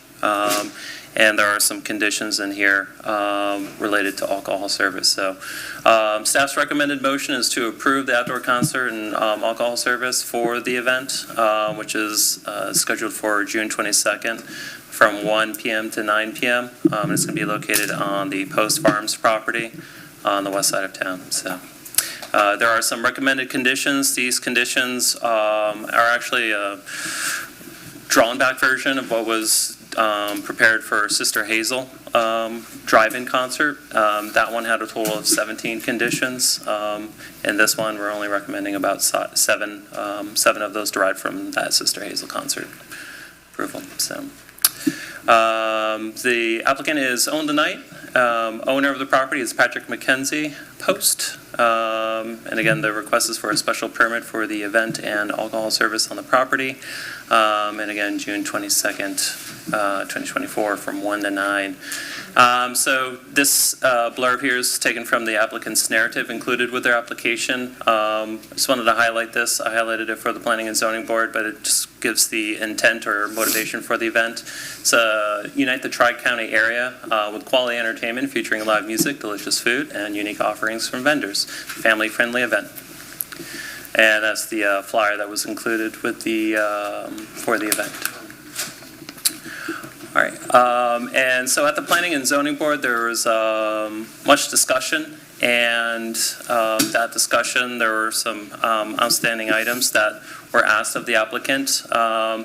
One of them was to name the city as an additional insured as part of the application. We're still pending submittal of that policy. The applicant's here, and we did speak earlier today. He said he was going to bring it with him, so it might be ready for the dais. I just don't have it for you. Another request of the Planning and Zoning Board was to provide a first aid tent.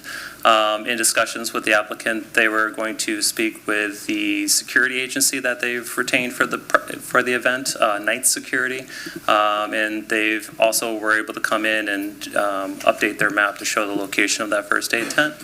In addition, variable message boards for folks approaching the entrance to the site to let them know, because it is on a bend, which visibility is limited in that area, just to let oncoming traffic know that there is traffic moving in and out of that area. And as well as site lighting due to the ending of the event being at 9 p.m. Hopefully we'll have a little bit of sun, but just so everybody can see where they're going, also some site lighting. And that has been updated on the event map, which I'll show you in just a moment. So here's an overview showing kind of where it will be happening on the property, the parking, the vendors, and the event area. The event area being where the music will be played in the pit area. So here's a more close-up diagram showing the location and movement throughout the site. So number one is just showing how folks are getting in and out of the site and parking their vehicles. And on the bottom part of number one, you see that orange line. That's a barrier that'll be to separate the event from the parking area. Number two here on the right is showing where the event will be occurring. The white triangles being the displayed vehicles and motorcycles. The Pac-Man looking icons are where the food vendors will be set up. And again, the orange lines are barriers, and they'll be crossing through that barrier to access the Porta Johns as well as the event space. The stage, etc. John Paul, I just got to say, the graphics between P&Z and Commission, much better. Great job. Thank you, sir. Yeah, I can see it now. Right. Xavier was able to come in and help us with the visualization. So, yeah. The variable message boards where they'll be posted are about a little bit less than half a mile out from where the ingress and egress will be to the event site. And again, we don't have a contract for that, so we're still waiting on that.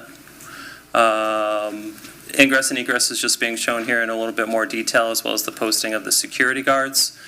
We are asking as one of the conditions that they contract with ASO to conduct traffic in the state road right away, just because they have the ability to do so, where night security do not. John Paul, on that point, so the P&Z suggested the ASO on the road, but I'm not sure that we made it clear. I mean, in my mind, and I can't remember the number of the security that they've got, but if for every ASO, they can take off somebody on the security just to balance out the numbers. Correct. So did we make that clear? Because if you got two ASO guys, you could take two of the security guys away, right? Or whatever the equivalent cost would be. Yeah, so as part of the That was my understanding of the P&Z, was we weren't trying to add a cost, we just wanted somebody who could direct traffic, stop traffic. Correct. Yeah, with authority. Okay. Yeah, and there wasn't explicit details on the number of security guards that were to be provided in the application. At the Planning and Zoning Board hearing, Xavier was testified that 30 would be retained for the purposes of this event. And so that's a lot of security guards to have on hand for a single event. It's only a course of 8 hours, so that I'm sure there's room in the budget. If they're scheduling for 30 security officers, I'm sure they can play with the numbers there to reduce that number so they can provide the ASO in the right way. So I just wanted to make it clear we weren't trying to add costs. We just were trying to make sure we had a little bit of everybody, all bases covered. All right, excellent. Keep going. Thank you, Mr. Mayor. Just a little bit more of a close-up of the event. The stars, I just wanted to point out here, are the security guards that they've identified locations for them to post. We don't have 30 stars shown on this map, but these are the general areas where they'll be circulating. All right. So we're going to get into the conditions now. There's going to be 7 of them, and in speaking with the city manager earlier today, the way that we're offering these conditions to the commission is kind of a la carte. So if there's something that doesn't agree with the commission, you can choose to remove it, and also you can add to these if you don't find these sufficient to cover the concerns. All right, so at the opening event, provide a minimum of 2 ASO deputies for traffic control and at least 4 deputies for the close of event. This is something that we got as a recommendation from ASO themselves. So this would be for their understanding of the scale of the event, which would be approximately 2,000 individuals attending the event, an appropriate number of folks to direct that traffic in and out, ramping up towards the end of the event as everybody's leaving at the same time, where at the beginning of the event, they're arriving at staggered times. No sale of alcohol on site is one of the conditions. Maximum capacity of 2,000 attendees, which is 1,000 over what they had anticipated on the application. In the event, if the event utilizes assembly-style tents, that the building official and the fire department can inspect those before they're occupied. And proof of liability, we're going out of order here, so. All temporary stages shall be inspected by the building official prior to use. Event security plan will be implemented and coordinated with the Alachua County Sheriff's Office, so just making sure that night security and the ASO are communicating with each other. And again, proof of liability insurance with the city being named in that. And just to close out my presentation here, we are recommending approval, and I'll put the motions back up on the screen. Sorry, I did not intend for these animations to be in this, but yeah, we'll work around it. John Paul, at the P&Z, the applicant anticipated 2,000 people, but in the application, he anticipated 1,000? 1,000 on the application. And are they responsible for keeping track of how many people come in? How does that work? Because part of what I'm a little confused on is like it's a car show in the day and then it moves to more like a concert kind of in the night. So I'm not sure, and maybe this is a question for the applicant. Are people staying the whole time and everyone's leaving at one time, or are people kind of coming in and out? Great question. I'll turn it over to Xavier with the response to that. All right. And Mr. Mayor, I think the intent of this question is on campus at any one time. Okay. So while it will require some record keeping up with, it allows for people to come to the car show and earlier in the day and say, well, we're out of here. When one leaves, we somebody else come in. Undo it, and then so they're asking for a maximum of 2,000 on campus at any one time. Okay. All right. Good evening. Mr. Woods, welcome back. Thank you, Mr. Mayor. Good evening, Commissioner. My name is Xavier Woods.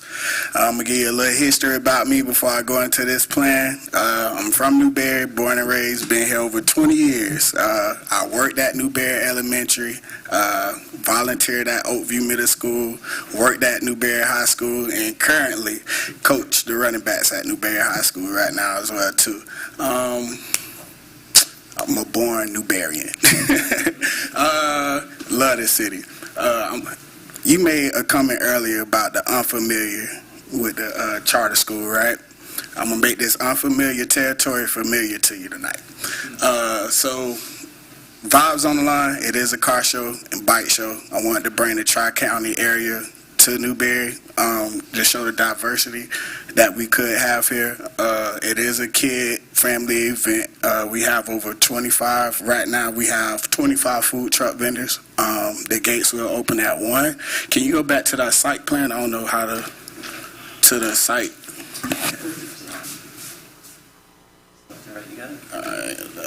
Let me see.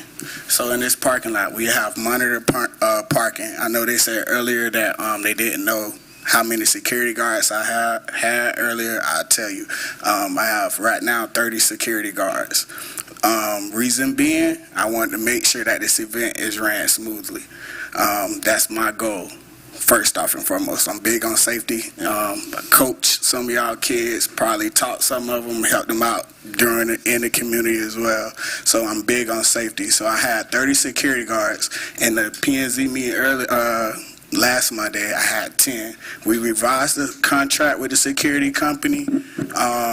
We still got the 10, and then it's 15 on standby as well. With the EMT tent, I have the contract in the folder. I can hand it out to you. The EMT, we do have the first aid EMT tent that the city asked for. The last 7 things that y'all seen, I just got that in my email probably like 3 hours prior to this meeting.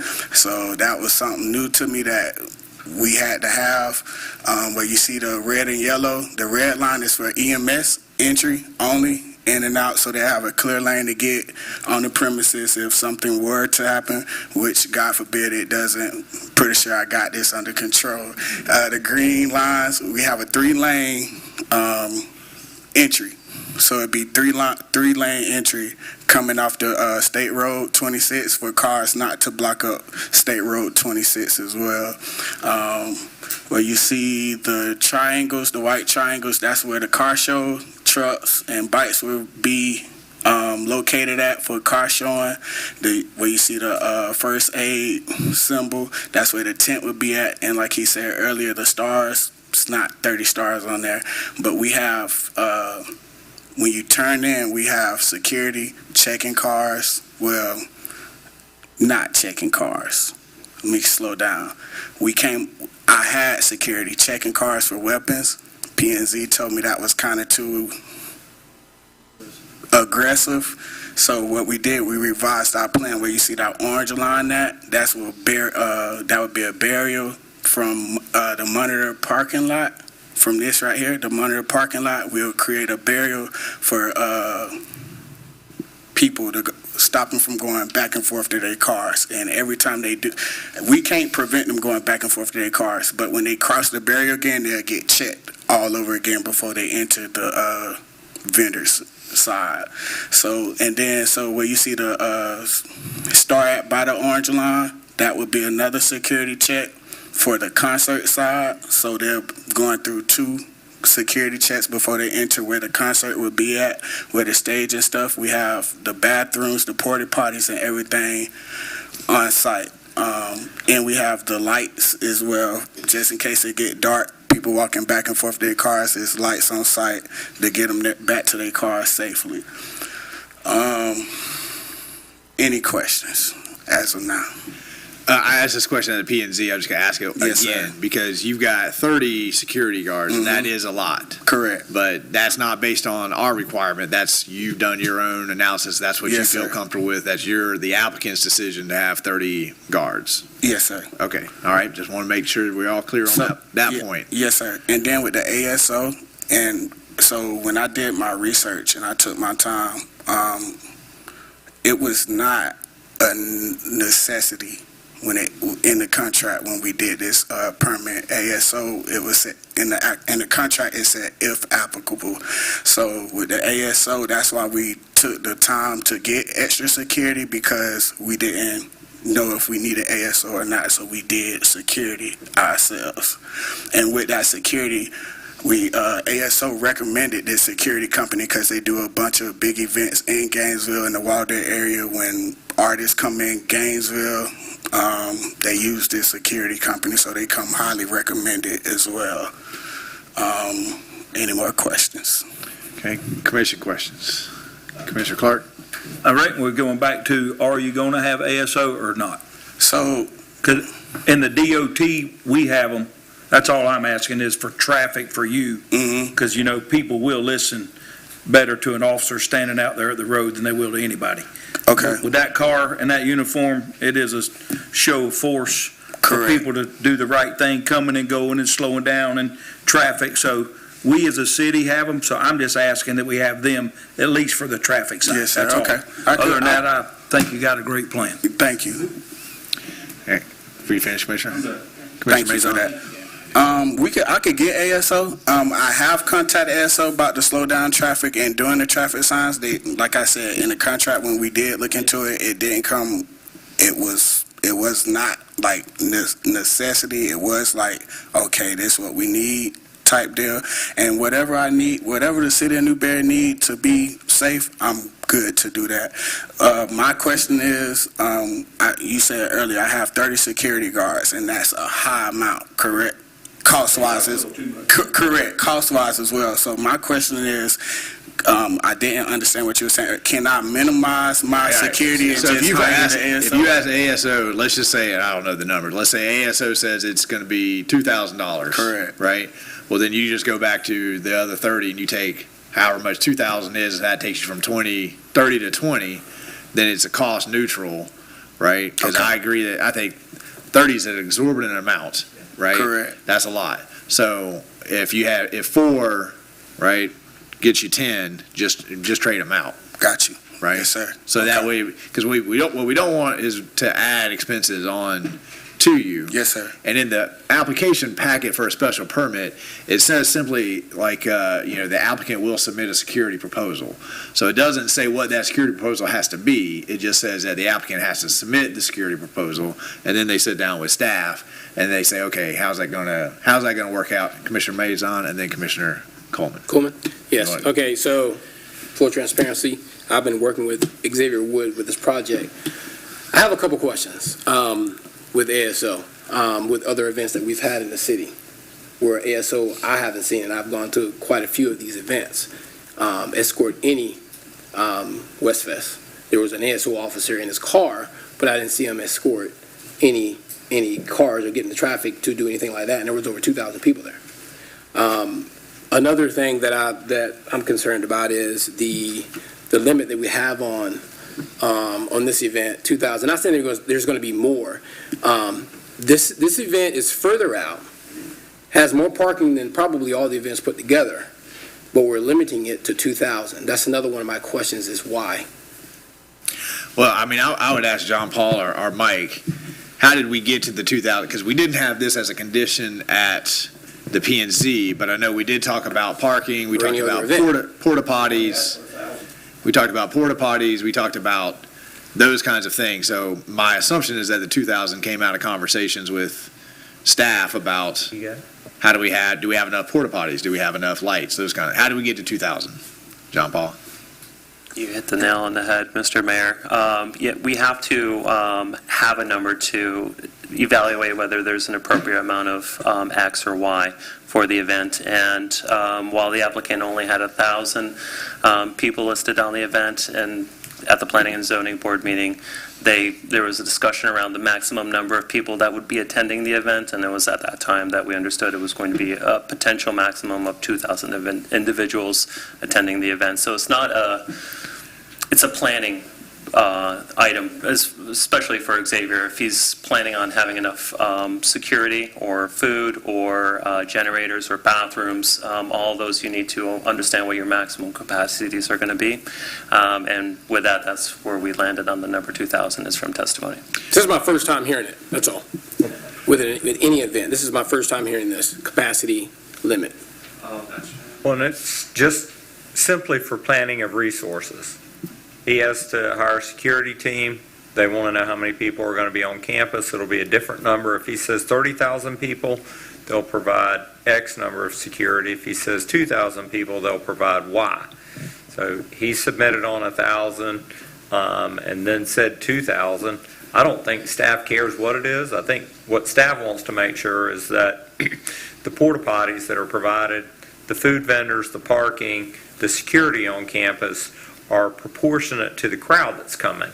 So if he's ordering security for 2,000 and 10,000 people show up, we think there would be a security problem, a security shortage. If he says, I think 10,000 people will show up, and we say, okay, that's your capacity, the site can handle it, but make sure you have security for 10,000 people. Make sure you have portalets for 10,000 people. We got to that number because it's the number he provided us. Well, let's hear from the applicant. Does that number, you think you're going to have more than 2,000 people? That's what. So an outside event, you can't determine how many people come. I can't predict that. That's why we had the security that we had, just in case it do get capacity like that. We had the security to manage that kind of people, that amount of people. So is 2,000 a good? Because you had 1,000 on the application, and then at the P&Z, maybe fingers crossed, 2,000 people show up. Right. I mean, what I'm hearing is if you think that 3,000 or 4,000 people could show up, well, we just need to revise the number of porta potties and whatnot, right? Okay. So, but the number, I mean, you tell us the number, and then the plan is based on the number that you think, right? And I know that's kind of a hard thing to do. And I don't think this is a hard and fast number, right? If 2,001 people are there, that's not a problem. If I plan an event for 2,000 people and 5,000 people show up, that could be a problem, right? Mr. Mayor, I would say, one, this is ultimately the commission's decision. Staff makes a recommendation.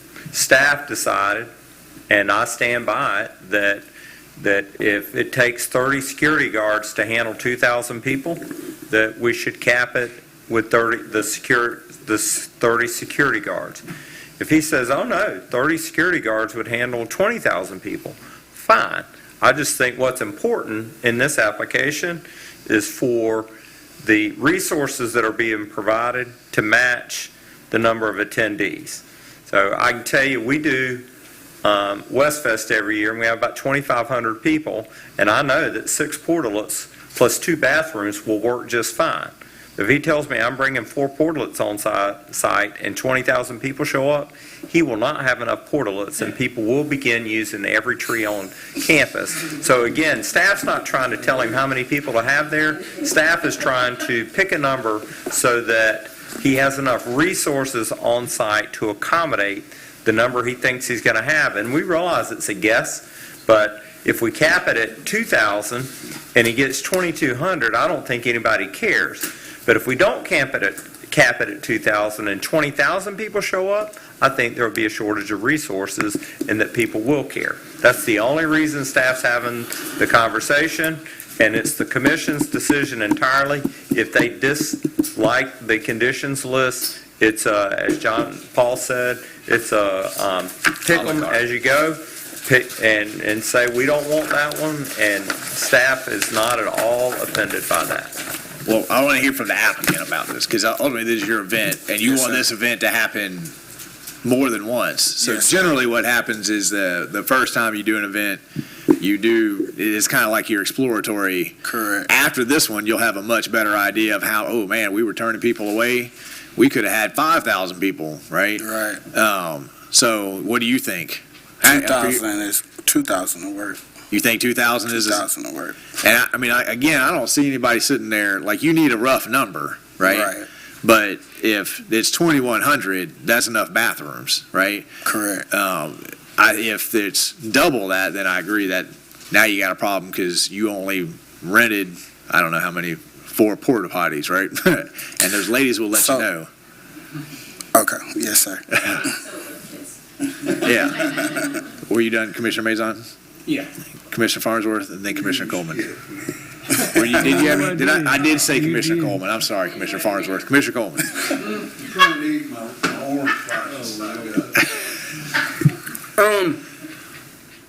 I don't know what all this means, security guards.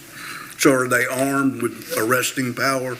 Yes, so the security guard is licensed to carry their weapons. So they can protect. Yes, sir. Other citizens. Yes, sir. Oh. So it's like having the police there then? Yes, sir. Yeah. Oh, okay. I'm good with that then. All right, Commissioner Farnsworth? What is the parking capacity? Because I would think that you'd definitely be limited based on your parking capacity. I mean, I think that's pretty unlimited out there. Yeah, it's like 300 acres around that pit. It's a lot of Remember when, and I don't know what the name was back then, but that facility, which is why this is exciting, that facility was geared for like 30,000 people. I mean, it was just in the pit, like you could put that many people in the pit. You get them in and off. And I remember ASO did a report that they could control the lights, and they could get everybody, they could get 30,000 people out of that by controlling the lights in like less than a half an hour, just getting them out. So the capacity issue here to me is more about security, first aid, lights for the parking lot, because that, I mean, I'm going to rent lights for the parking lot based on 2,000, and if 8,000, then I got people parked out there in the dark, right? So the site can grow and grow and grow, and so that's why I really want to see this turn into an event location. Having the music down in that pit, we holds the music down inside, so everything about this location is perfect for this kind of event, right? We need to get stuff out there. It's just, how do you plan for something when it's the first time out and you're kind of shooting in the dark, Yes, on sir. your numbers. And Morgan Wallen's going to be there. Commissioner Farnsworth, that's it? Other commission questions? Okay, so I got one commissioner that is uncomfortable with the cap and ASO. out of the, can we get all 7 of these on the screen? Is that possible? They're kind of mixed up. We can get 4 and 4 and 2, just 4 to, and 3. Yeah. is anybody else concerned about any of these 7? Commissioner Maison? Yes, the stage being, do we do that for all stages in the city? Do we do it for West Fest as well? We do. It's a building code thing. Okay. We do it for all tents, the inspection of tents, and that's different. Pop-up tents don't require it, but big, like, revival tents, like the city's tent, those get inspected before they're put into use. So with the tents, there are pop-up tents. There's not a big tent. Yeah, they're pop-up tents. It's 10 by 10 tents. Okay, Commissioner Farnsworth, what do you know? Commissioner Maison said he was been involved with this. Is he being financially compensated? Monty Farnsworth, that would be a no. Thank you. Just in his role as a community liaison? Hey, I think that this event is going to be huge for the city of Newberry. I mean, I'm pretty sure everyone here you've been out to Post Farms? Yeah. Shame on you. You've been out? Seriously, shame on you. Have you been out there? Yeah. You've been out there. I'm loading water. It is a gorgeous sight. If you haven't been there, come out. Seriously. He's got a pit that goes down that could be a beautiful drive-in theater. Just putting it out there. Hey, have you told him he's got to get the cows out of there, though? Because he's got the cows and they're making ruts all over the place. Yeah. I don't know. I want a nice, smooth drive down in there. I don't want to be bouncing around. Yes, sir, right? I have. He's moved the cows out. Yes, sir. Okay, all right. That's going to be Newberry's. That's going to be Newberry's first theme park. Trust me. Cow tipping? No. No. That's how to see it. Okay. That site. Okay, so we had 7 conditions. The maximum capacity of 2,000 is a loose number, right? Yes, sir. And you'll have somebody there, once it hits 3,000, you'll say, hey, time out, Yes, guys, sir. right? Can you go to the next? Yes, The next? Yeah, keep clicking, they're just, okay. Let the commission read those. Commissioner Martin, you had another comment, question? If there's no alcohol being on site, why do we have it included in the permit? So that was They're not selling it, yeah. that was my question earlier. So what it's is there consumption. alcohol there or not? It's not. No, there is It's alcohol. not. It's not. We're not selling alcohol on the premises, but I do have the alcohol license to do so. But we still not selling alcohol like. But on if the you buy a premises. VIP ticket, It comes with you a get bottle, a bottle already. Right. That's it. So only the VIP section will have alcohol. And that was my question at the beginning, and the attorney clarified that it's alcohol consumption, you still have to have that on there, even if you're not selling. Beer and walk around. Correct. Okay. Can you bring your own beer and walk around? Correct. Yeah. Okay. It's just we're not selling alcohol on the premises. But you can't go back to your car and just keep Correct. replenishing the beer. Correct. And every time you go back to your car, you will get the security. You got to go through That's security fine. again. Correct. Okay. And we'll say no in the beginning. 30. All right, so I got 7 conditions. Any other comments on these 7 conditions? Because he's got an event coming up quickly upon us. I just say ASO runs the DOT sides. All I was saying, I don't know much about the night security. But So with I night, would recommend it. We do it. yes, I sir. know Sister Hazel concerts out there, we did it. They just at least run the front DOT side. So I know the with Watermelon the- Festival use ASO. Yep. So I know with the night security, I've been to a couple of events they was at. They did traffic at those events themselves. I know that he has, and I asked him before this meeting as well.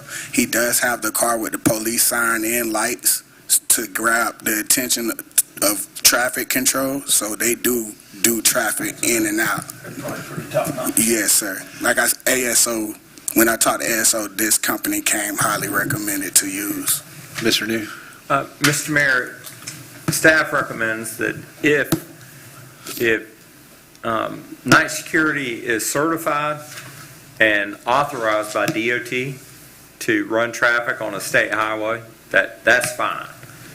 Our Q&A is that they weren't. So I know that any law enforcement personnel are authorized to direct traffic on a state highway. I also know that like a utility contractor that's working on the side of the state highway, they're authorized to direct traffic. We all see it, but they're permitted to do so and they're properly trained. So I would say that we just want to ensure that we're getting people off the highway safely and back onto the highway safely with properly trained personnel. If they've received all that training and they can verify that staff, it doesn't have an allegiance to ASO. We just want to make sure that it's someone that's properly trained and is certified to perform that function. Did you ask Antoine? I can. Yeah. Yeah. I'll text him right now and see Yeah. what he says. But yeah, I mean, I think to me that's if he can provide that. I mean, and again, I want to keep coming back. Our special event permit just has the sections that the applicant fills out the sections. The applicant then brings that in staff and we have that conversation. And the conversation would be, does night security, can they direct traffic on a state highway? And if the answer to that is they have the training and they have the certification, then that's one answer. If the answer is no, they don't, which is what has been indicated to staff, well then, okay, we want ASO to direct the traffic, right? Yes, sir. Okay. Any other comments or questions? Okay. Commissioner Martin? I was pretty concerned about this event. Yes, sir. I was here when we had the shooting over at the municipal building. I read plenty of things in the news where we have had pop-up things, and we've had issues with ASO trying to get those things under control throughout the county. I'm still a little concerned, but I think I believe in you. Thank you. Okay? And please, don't lose that. Yes, Okay. sir. Yes, sir. But I like your thoroughness and what you've kind of gotten put together through here. Yes, sir. I've done event planning myself on this scale, so I kind of know some of the struggles that you're dealing with. As a matter of observation, I don't know if you want to maybe put a couple of the porta potties outside that one barrier on the food side, but that's ticky-tack Yes, kind sir. of thing. I'll give you a shot. Thank you. And you'll know a whole lot more after this one.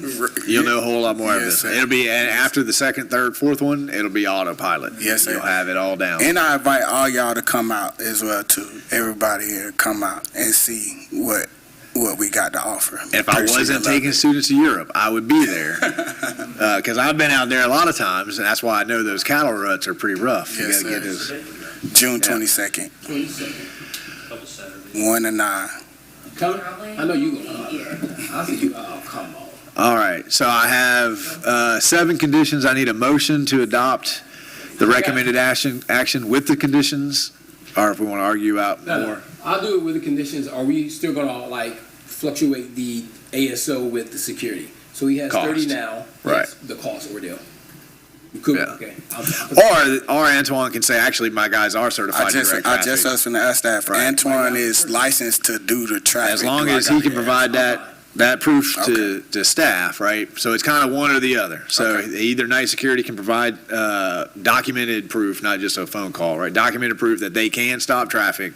They are authorized. If he can't provide that documented proof, because I know you're on a time crunch, Yes, sir. then you can offset the cost, ASO, whatever that is. You can just decrease night security. Okay. We all in agreement there? Yes. Do I need to take myself off the commission for this? I'm not gaining You're any not. financial bearing on this. No, you're just supporting a community event. Okay. That's when he said he's involved. He's just been, yeah. You gonna be there, Monty? Okay. Motion. Okay, I have a motion to approve Commissioner Maison with the 7 conditions, with the caveat that we just discussed. I have a second from Commissioner Clark. Any comments, questions on the motion on the floor from the dais? Public comments or questions on the motion on the floor? I actually do have one question. Come on up. You got to say your name into the podium. You got to introduce yourself. Leslie I'm sorry. Hayes Morrison. School board member Yes, Leslie Hayes officially. Morrison. So you had mentioned that there was going to be security and check-ins, no weapons and such. Will it Can be you, a set- Miss Leslie, can you talk to I apologize. us up here? Yeah. Will there be a set policy? You can bend that down. It's flex. There we Thanks. go. Yeah. Will there be a set policy if somebody does have a concealed permit or concealed carry permit? Will they be allowed to, or will they be said, sorry, policy for this property? That's a question for the applicant. For the concealed license, for the concealed license permit? Well, Yeah. if there's. They're one, yeah. So, They can, with their concealed license, they will have to show their ID that they have concealed license. Yes, ma'am. Great question. Yes, I mean, you have the authority as the event planner to say no guns. Correct. No guns. So Correct. you can still say, hey, I'm not taking away your right to a concealed gun, but you have to take it back to the car. Yes, sir. Do you intend to do that? Yes, sir. Okay, all Yes, right. sir. Yeah, lock boxes, right? Yeah. So I did mention that. Great question. So we do have lock boxes for the ones who have weapons and don't have their concealed license. The night security has a lock box with key. He will be taking those weapons and giving the people will get a ticket who has their gun. So they got to keep up with that ticket to the end of the event, or they leave. That's when they'll get their gun back when they leave the premises. All right. All right, come on down, sir.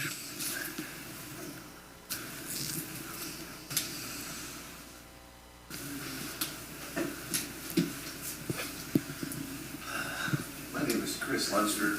Come on, speak into the mic for us, sir, just so the folks watching at Newberry home. probably have seen me in town. I've worked for the gas company in town for 10 years. They I know haven't the seen truck. Everybody in town's seen me at some point. They might not know the face of the truck, but anyway, I'm not super smart, but I do support a lot of different kind of people.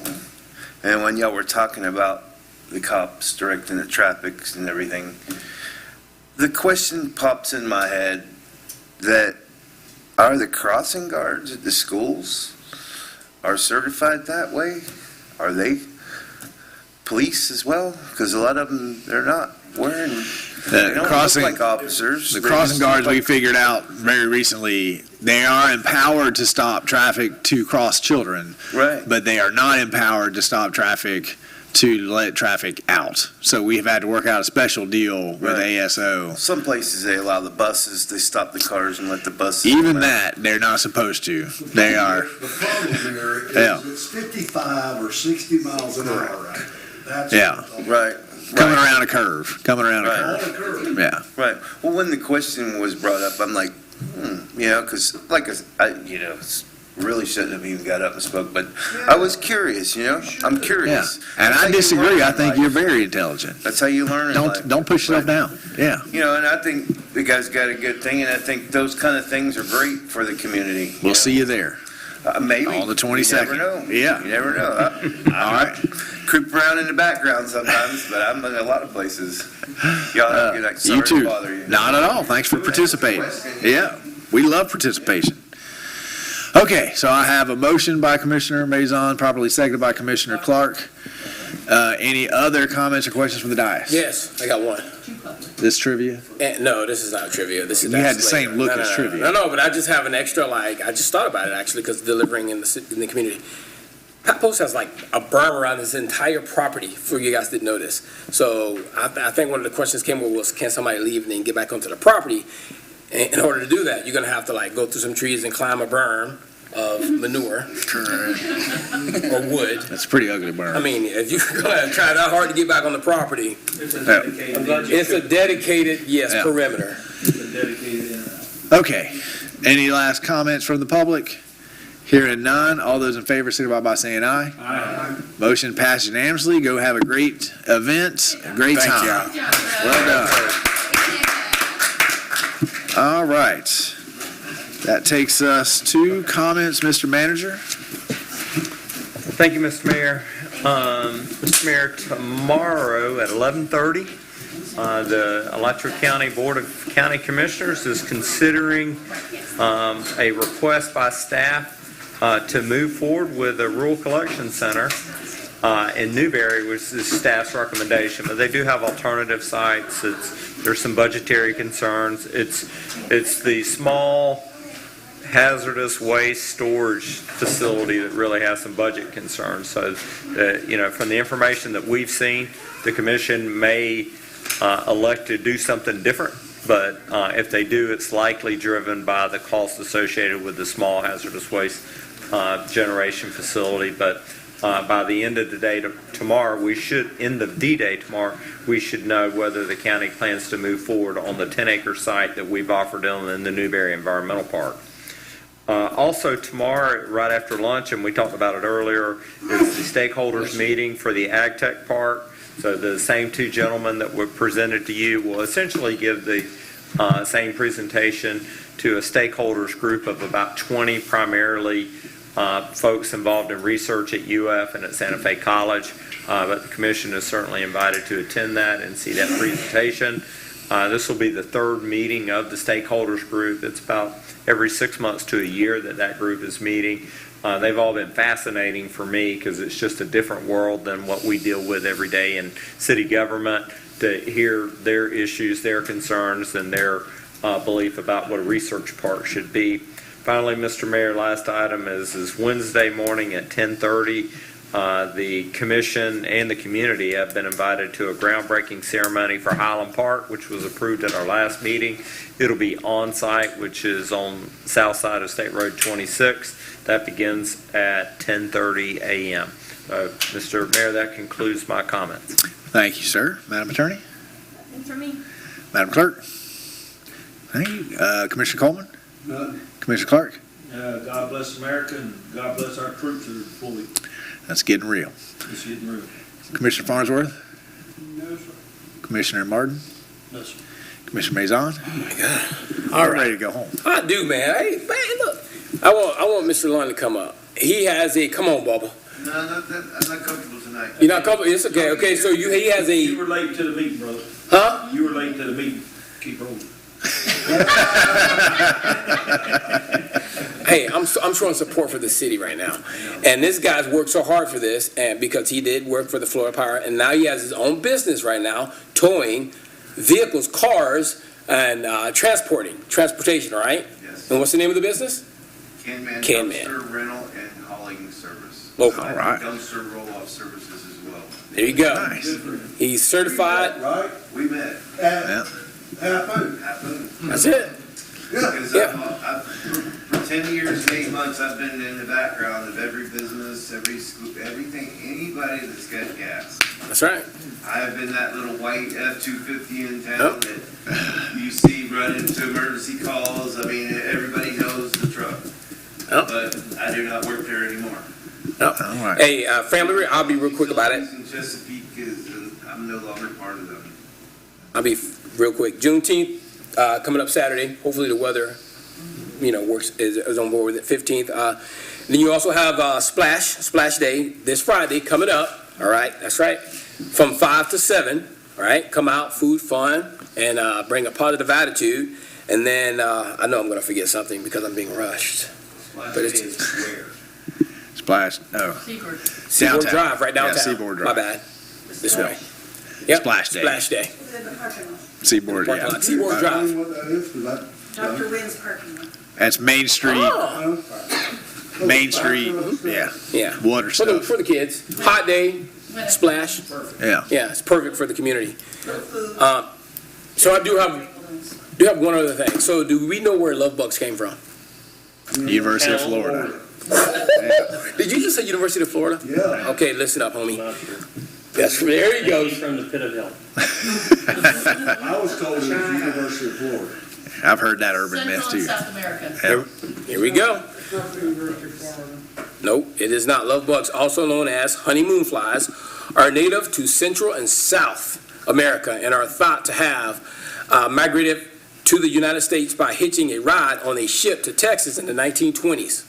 Okay? Texas. They were first described as a species in eastern Texas in 1940 and reached Florida in 1949, becoming established across the state by the late 1960s. Love bugs are now found throughout Florida as well as the Central America and Mexico, Texas, and along the Gulf Coastal Plain and Atlantic coast. See, I thought the same thing because I heard the same thing about it coming from the University of Florida, doing their own, But a little bit of information for you. Hey, Ms. Cavallo.